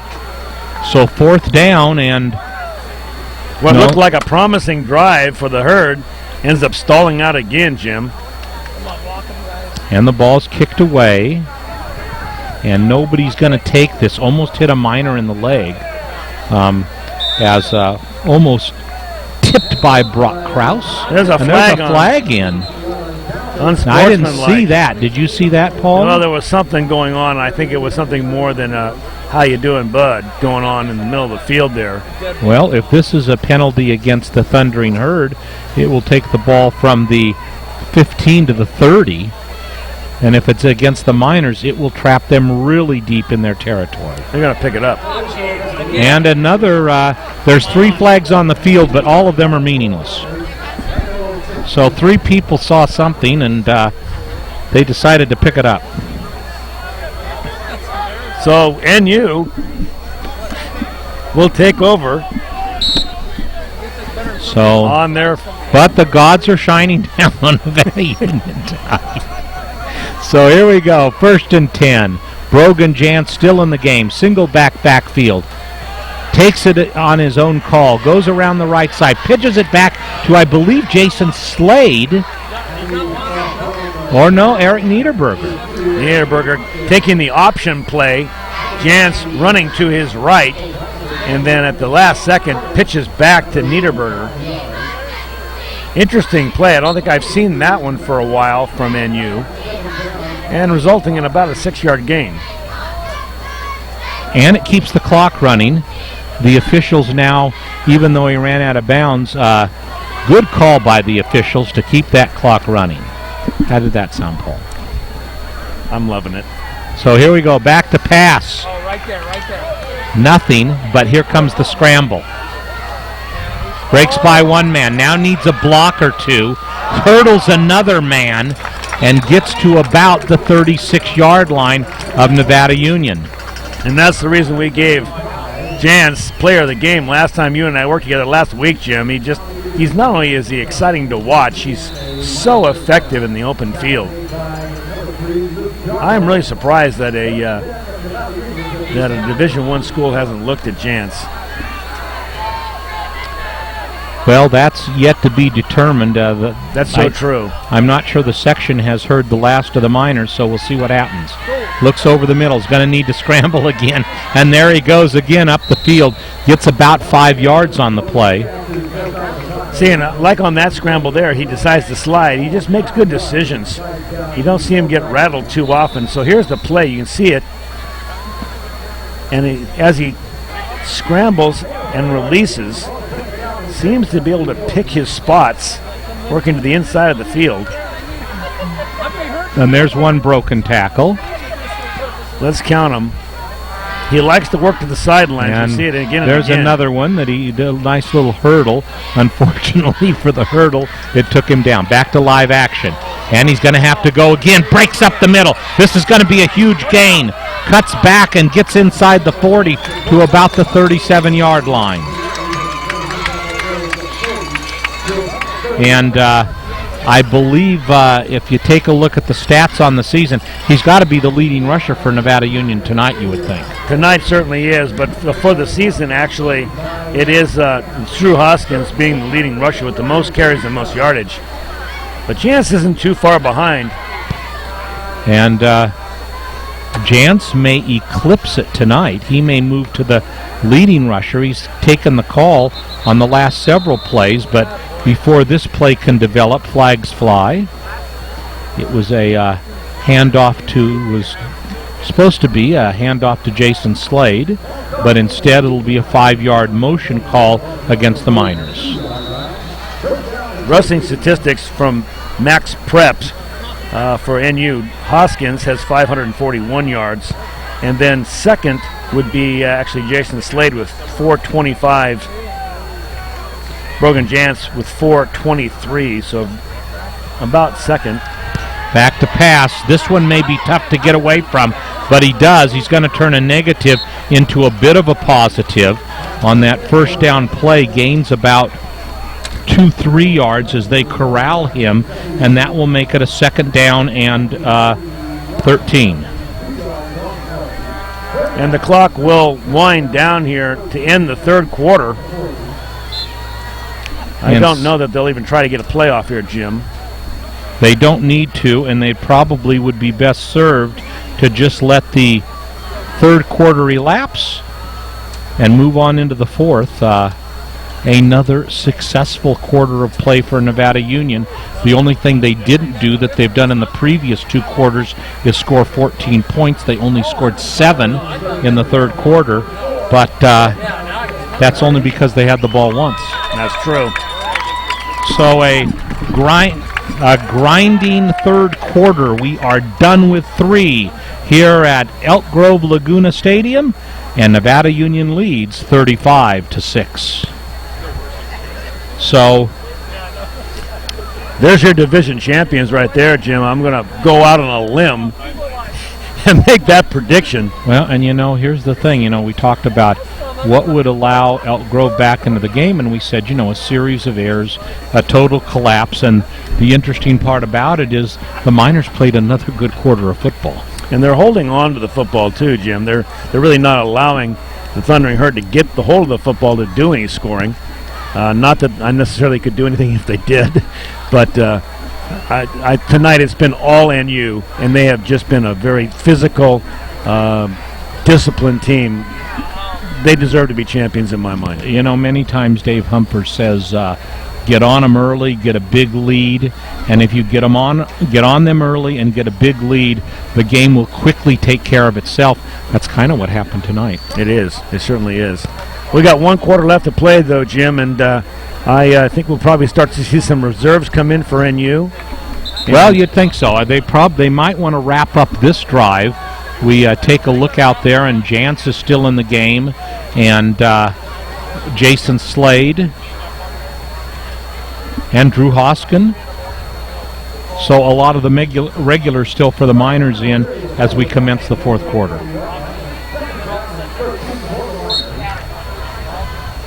So here we go.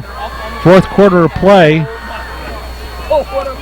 Back to pass. Has to break up the middle, and then he fumbles the ball, and Nevada Union turns the ball over on their first fumble of the game. And that ball came right out and into the arms. Let me see. It looks like number 58 for the Herd. Okay, guys. Duncan played well again tonight. Come on, defense! Ty Sullivan, I believe, was the recipient of that fumble.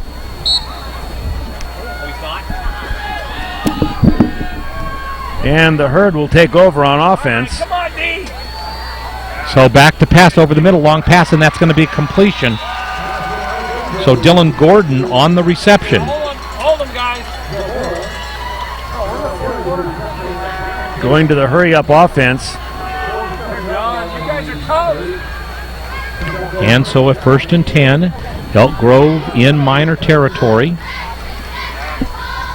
And throw over their far side. And the Miners with a nice gang tackle, but perhaps more importantly, keeps the Thundering Herd player inbounds. He keeps that clock running. Angel over to the sidelines to try to figure out what they want on this 2nd down play. Coach Nixon has gone to the passing game here and actually been rather effective with it. And another completion that takes it out of bounds. Out to Vasquez. We've seen that again and again. Apparently, the defensive back. And you made a good observation at halftime when we were off the air. Vasquez has been, has been a pretty effective player for the Thundering Herd tonight. He's really been the best player on the field for that team, no question. So we've got to start talking about player of the game. I know who I'm going to pick, and I'm going to let you. Ooh. So here we go, 1st and 10. Come on, get him. And sandwiched over on that far side, leading the charge for Nevada Union was Luca Fisterl. I don't know exactly. So you have in your mind who the player of the game is, huh? No doubt on my mind who the player of the game is. I'm going to see if you can, even though I just pointed to him on the roster here. Who's had a big game tonight is Dan Petnato. He, in my mind, has been the strongest player on the field. Good job, And guys. the run worked early for the Thundering Herd, but the Miners have set up a brick wall, and Rondez gets a minimal gain, and that'll bring up a 3rd down and long, 3rd down and 5.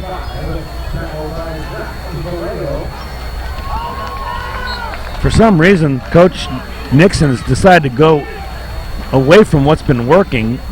He was working that sideline very effectively. Let's see if he goes back there again. He does. I'm going to be around all day. Throws, and that one's intercepted. So let's see what happens here. Comes back up the field. First interception of the game for Nevada Union. But there's laundry on the field, Jim. The yellow laundry went up in the air immediately after Engel let go of that football. It may be some kind of a roughing the passer. I'm not sure. Let's see what happens here.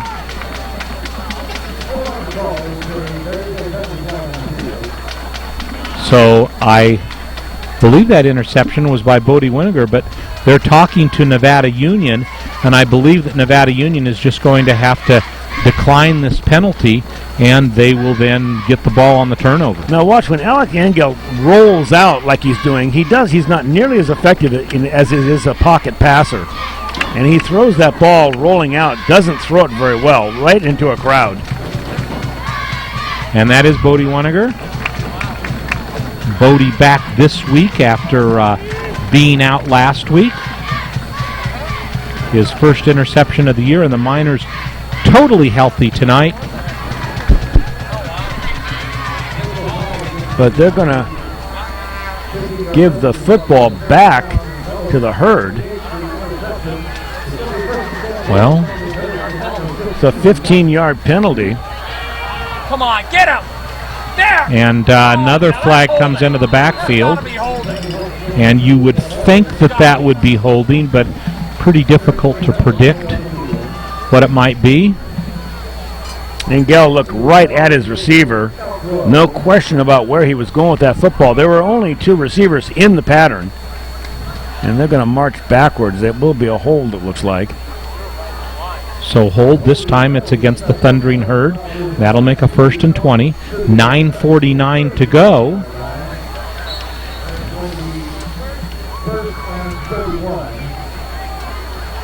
In a game where the Miners have again made another healthy statement.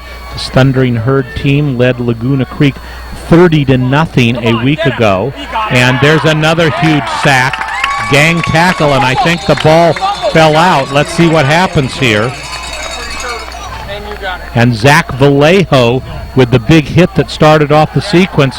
Let's see if they give it to Nevada Union. And I believe that ball was recovered by Dan Pettinato. It could be. Let's see who comes up from the bottom of that pile.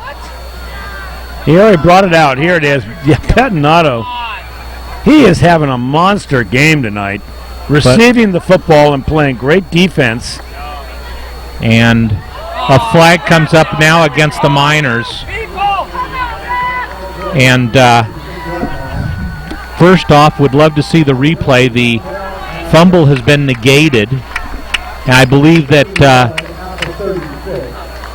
the coup de grace for the officiating team will be unsportsman conduct against Nevada Union. Dan Pettinato kind of pleading the case. Let's take a look, see what we can see here. So the ball will come out here right there. Now he's trying to strip the ball. That's number 52 that actually strips the ball for NU. And that's Klauser.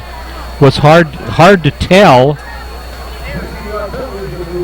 when that came out, but in essence a big help for the Thundering Herd. They give him 15 yards. Dave Humphers takes a timeout, and there's Pettinato with the ball, but get the cameras down the field.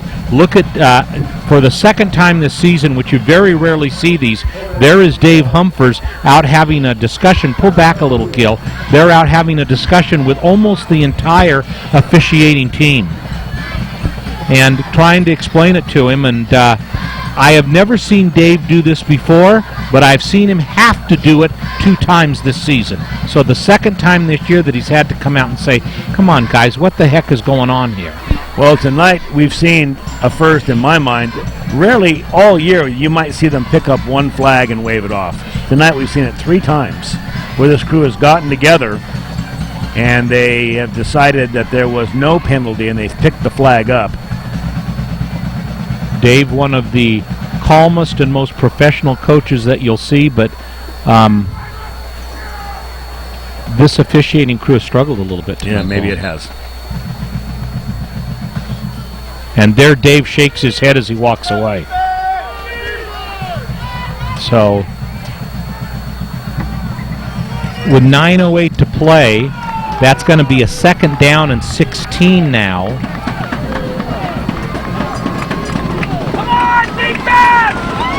So here we go, 2nd and 16. Short drop, throws, completion, cuts back in, hard tackling by Nevada Union, and they finally bury him a little bit short of a first down. Dylan Gordon with the catch, with the reception for Elk Grove. And perhaps the best pass of the night by Alex Angel.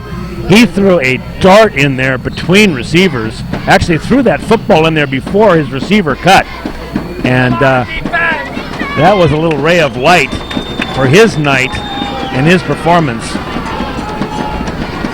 So fourth quarter action, Nevada Union in control here. 8.5 minutes to play. Miners leading 35-6. A third down and 2. The natives on this side of the field are restless, but that will be a nice gain, and it will be a touchdown for Elk Grove.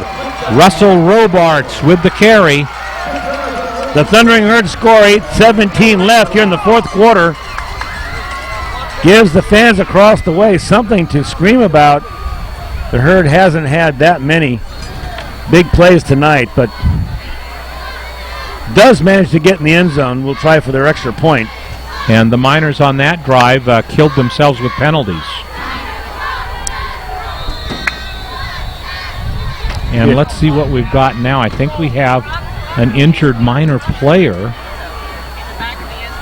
in the back of the end zone. Jamie Weiss onto the field, the trainer for the Miners. Can't really see who that player is. Gil, maybe you can get us a different shot of that.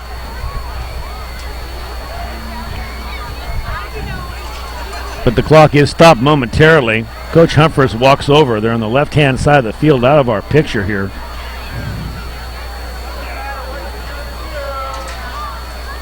There he is. Ooh. And that's Brock Krause. He looks like he's coming off okay. Maybe shaking off a sprain or something. Gets up a little gingerly, walking pretty well.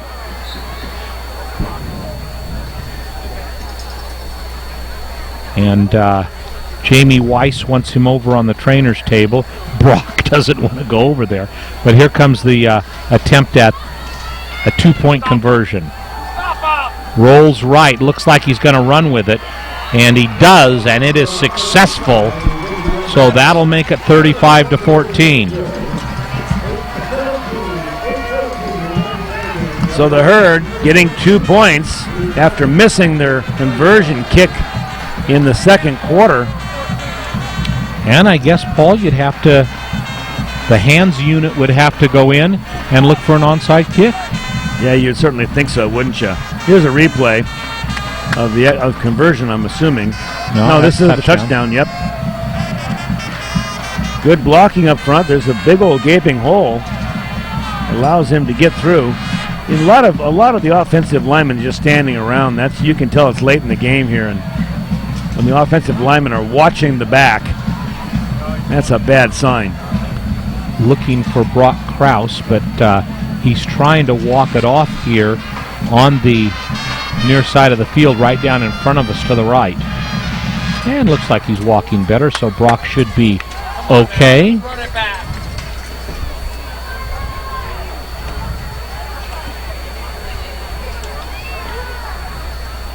So for the Miners, 8:17 to go. They will get the ball back. And the interesting part about it is, what will the Miners come out with offensively? And the hands unit looks like the hands unit is out there.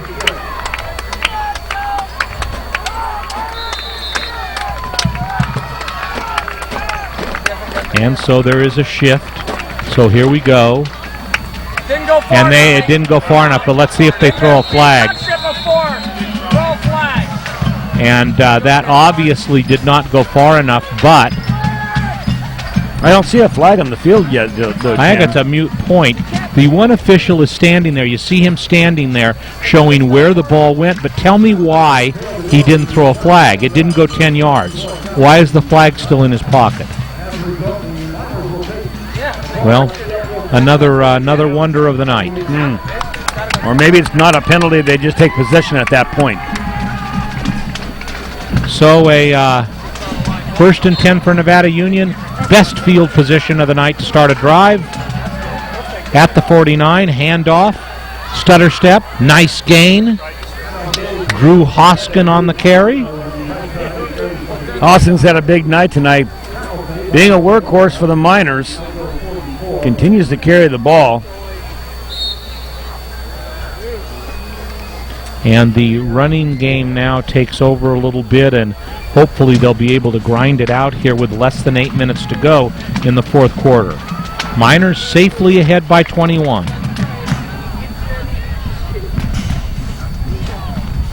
Handoff first man Jason Slade. Jason didn't get very far, got bumped down right away, probably lost maybe a yard, so that's going to bring up a third down and long. Kirby Hooper in the ball game. In the backfield along with Slade. Shuttling in the plays for NU. It looked like Drew Hoskin coming back in the ball game. Kirby Hopper comes out. And a third down. Man in motion is Slade. Here's the pitch. Slade will lead the blocking again, but the Miners will come up short. It'll be about a 4th down and 3. Well, let's take a look here. They get an excellent spot. So they end up 2 yards. This is interesting, Jim. I was thinking the same thing myself.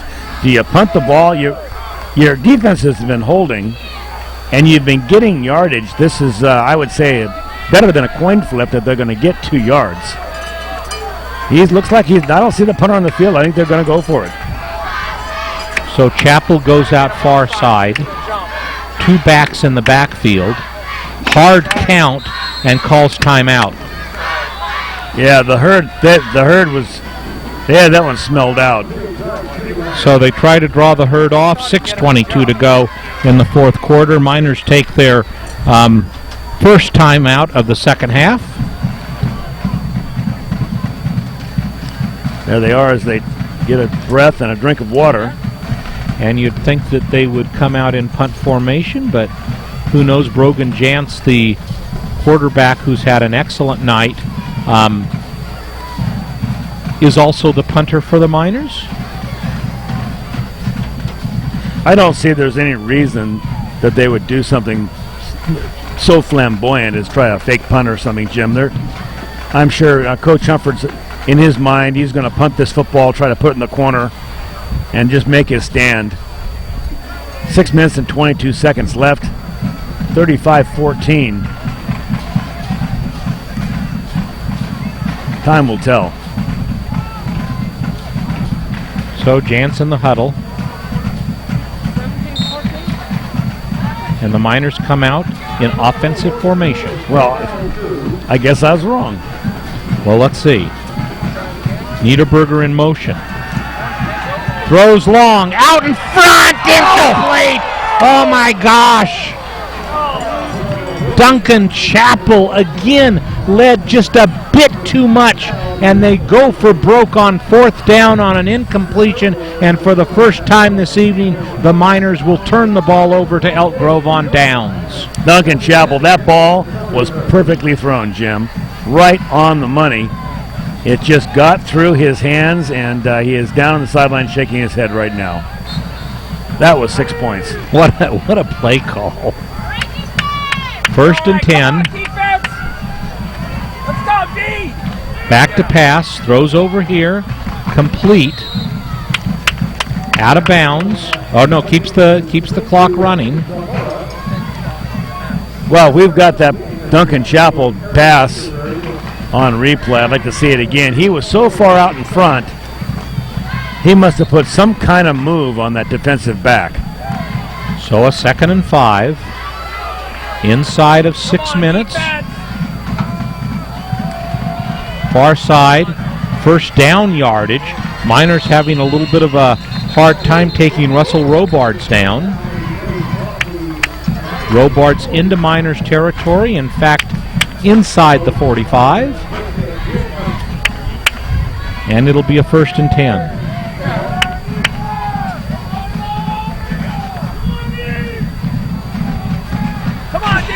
Herd taking their time in the huddle.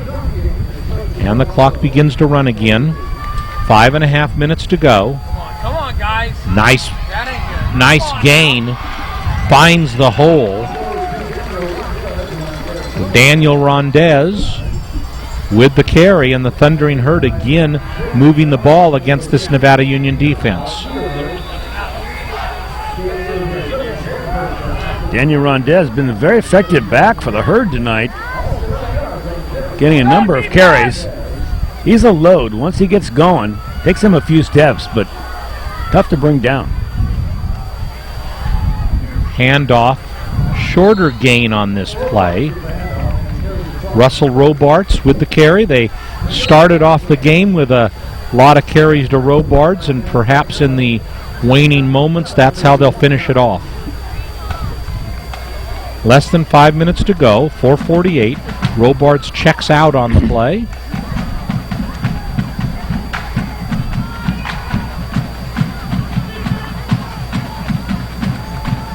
And gives it to Ransom.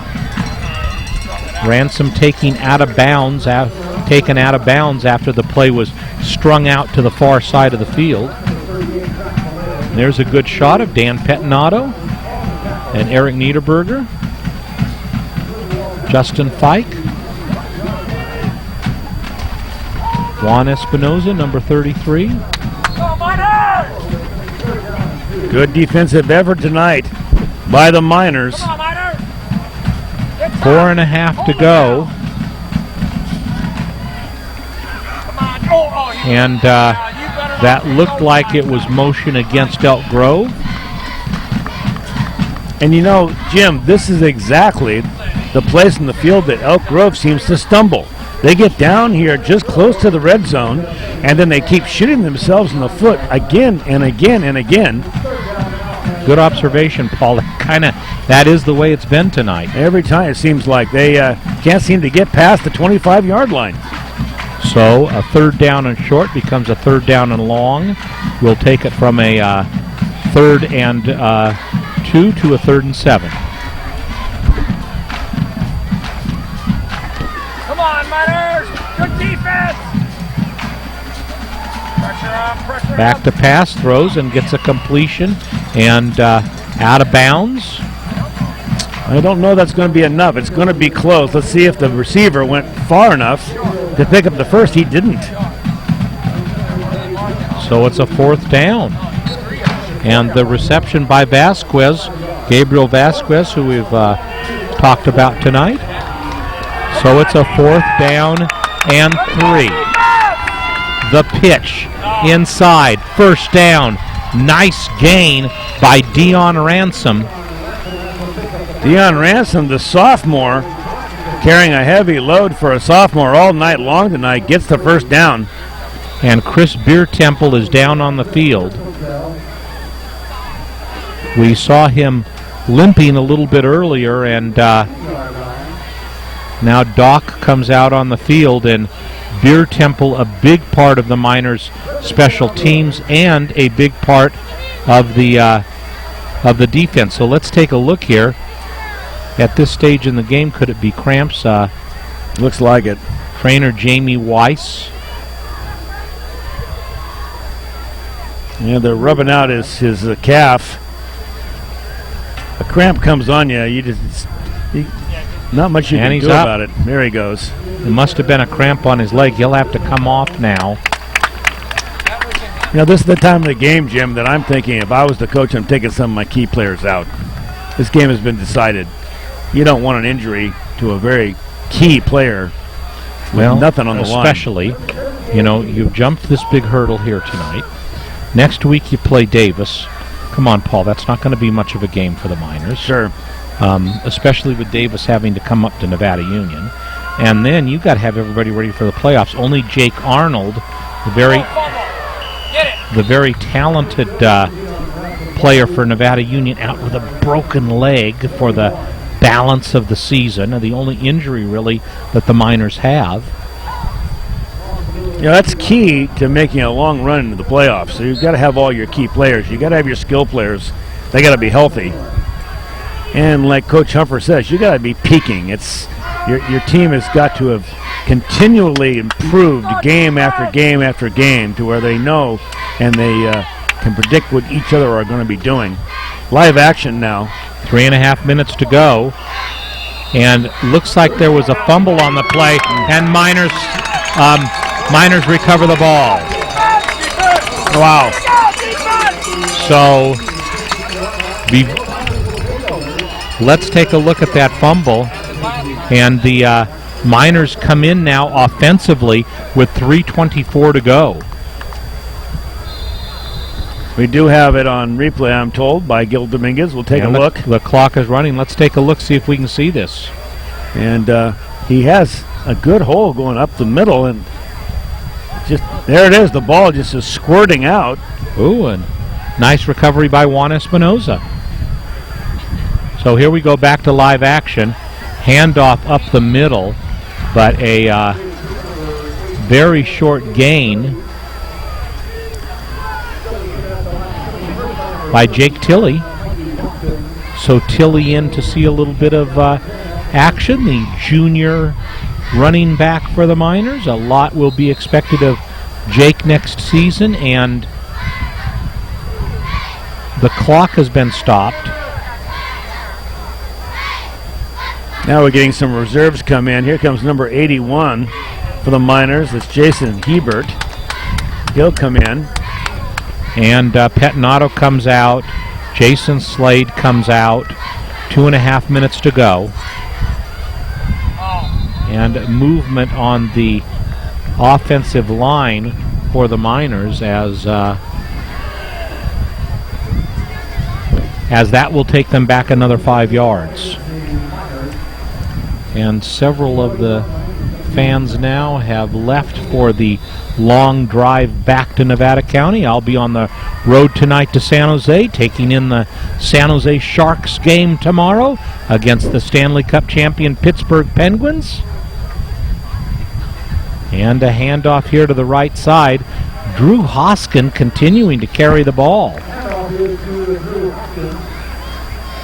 And kind of like you said, you know, if you had one running back, and he's limping a little bit, if you had one running back, you wouldn't want to lose it. You might arguably say that that person is Drew Hoskin. Drew having another good night. And even more importantly, Brogan Jantz. Who do they use as their backup quarterback, Jim? Well, I believe it's Brock Krause.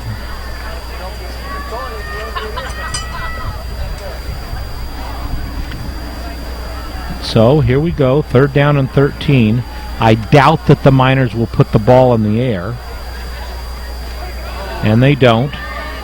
Hoskin again. And he's got some room. The first down. He's using his blocker. Block. Going down the sidelines, and a great game by Hoskin. And I guess that answers the question as to why they continue to use Drew Hoskin. And you know what I like about that run, Jim, is when Hoskin knows he's down, he punishes his defender. He stuck his helmet right in the numbers of the guy that was going to tackle him and made sure he knew who he was tackling. And here's the other thing, Paul. It would have been very easy for him to run out of bounds. Sure. But he didn't run out of bounds. He stayed in bounds so that the clock would continue to run. About so 59 yards. Yard gain. Wow. That's one of his longest of the season. And everybody really heading for the exits now. We're in the final minute of this game. Miners content to probably run a couple of plays here and then call it a night. And Miners may even just take a down right now, and they do. So we get to see Hoskins here. Now watch him pick his hole. He kind of bobbles the ball there at first, but then he uses his blockers. He's got a wall of blockers there. And now watch, it's all speed. He just outruns everybody. Now watch at the end of this run, Jim. He stays in bounds like you say, but he gives the helmet kiss to number 18. Right here. Boink. Punishes him for bringing him down. He might have even thought he was going to run over him. And that's going to be it. That will be the last play of the game. Nevada Union convincingly tonight, 35-14. Game wasn't really even that close for the Miners tonight. An excellent performance The theme was intense. The Miners were intense tonight.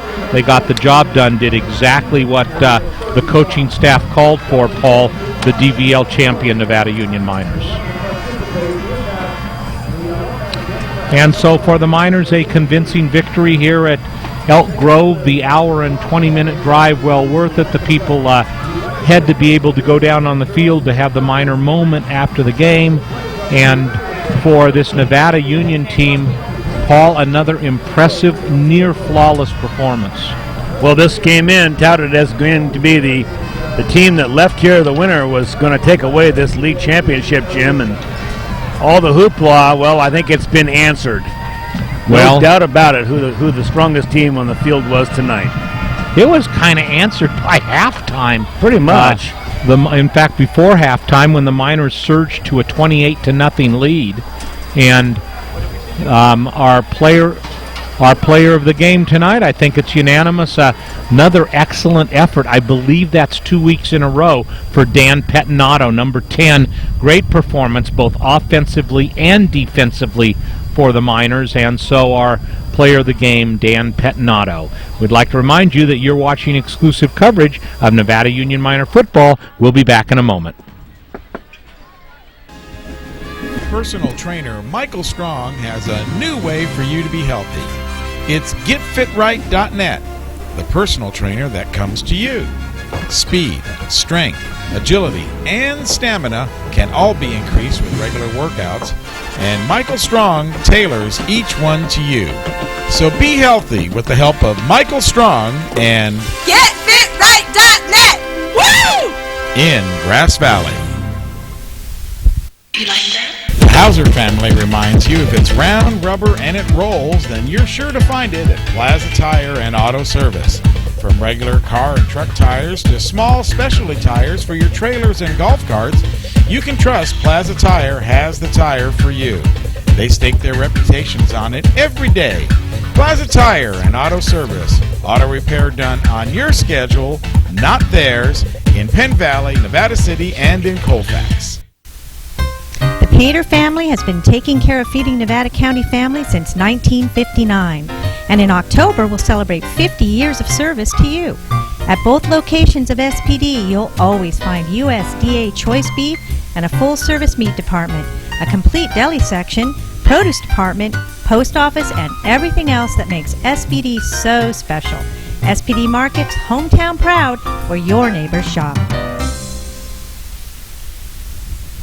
PNC is your neighborhood home and garden center for both builders and consumers. They carry everything you need. In their garden center, you'll find a complete nursery along with expert advice on trees, shrubs, perennials, and garden enhancements. They're open 7:30 to 6 Monday through Saturday and 8 to 5 on Sundays. So start right, start here at B&C True Value Home and Garden Center in the Fowler Center, Grass Valley. Your car or truck is an extension of your personality. Chuck Cavros knows this, so Top This delivers truck and auto attitude every day with in-store displays featuring thousands of products from WeatherGuard, DZ, bracket truck racks, along with a large selection of aftermarket performance products, all from the top manufacturers. So give your car or truck the attitude it deserves at Top This Truck and Auto Accessories.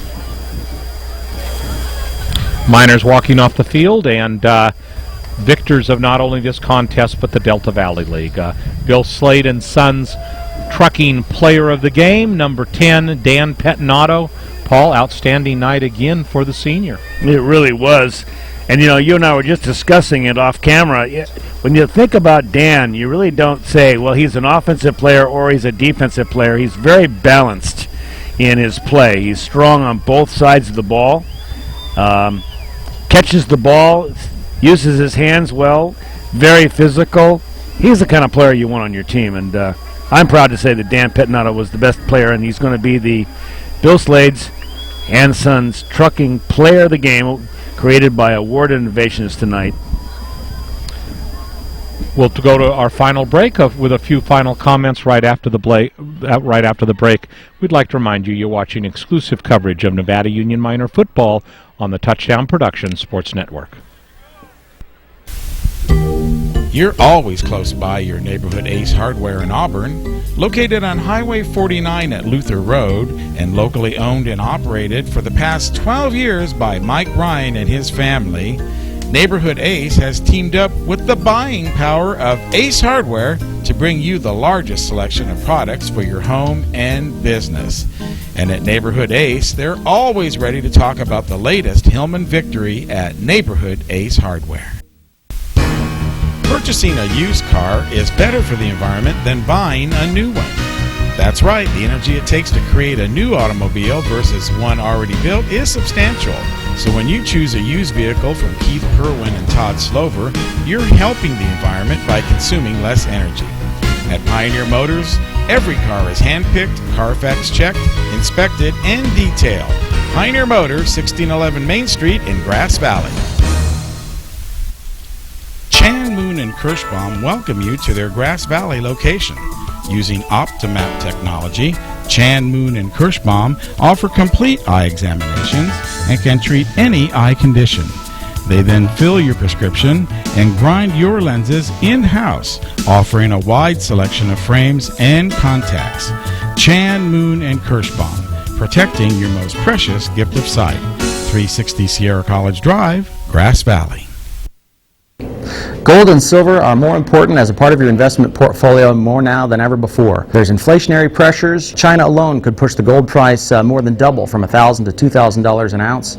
Hi, my name is Jason Hommel and welcome to the JH Mint. Here at the JH Mint we have all sorts of gold and silver. We have about 200 ounces of gold. We have about 20,000 ounces of silver or more in stock. We also assay or scrap gold jewelry and placer gold, and we will be here for all of your gold and silver investing needs Monday through Friday, 10 a.m. to 5 p.m. Mike Bratton is the neighbor you can count on for your most important insurance decisions, 24 hours a day. The first step begins with a phone call. Hi, I'm Mike Bratton, your good neighbor State Farm agent, and I look forward to hearing from you. Since 1984, my team and I have been educating clients and developing long-term relationships through personalized and professional guidance on their insurance programs. We will put you in the driver's seat and strive to enhance each encounter you have with us. Like a good neighbor, State Farm is there.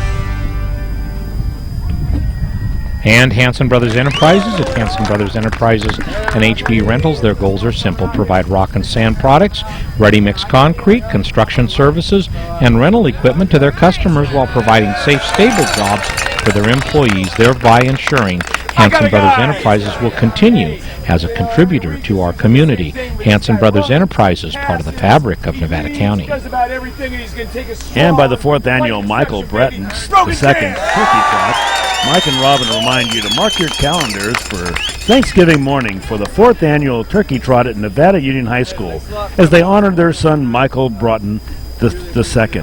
A record number of runners showed up for last year's event, and a great time was had by all. It will be a great time to come by and see old friends as the miners prepare for their Thanksgiving contest while the race is on. Be sure to sign up and line up to get your t-shirt. And in preparation of the 4th annual Turkey Trot, this makes so many Christmases well for so many non-profit organizations in the area. It's the 4th annual Michael Bratton Turkey Trot on Thanksgiving morning.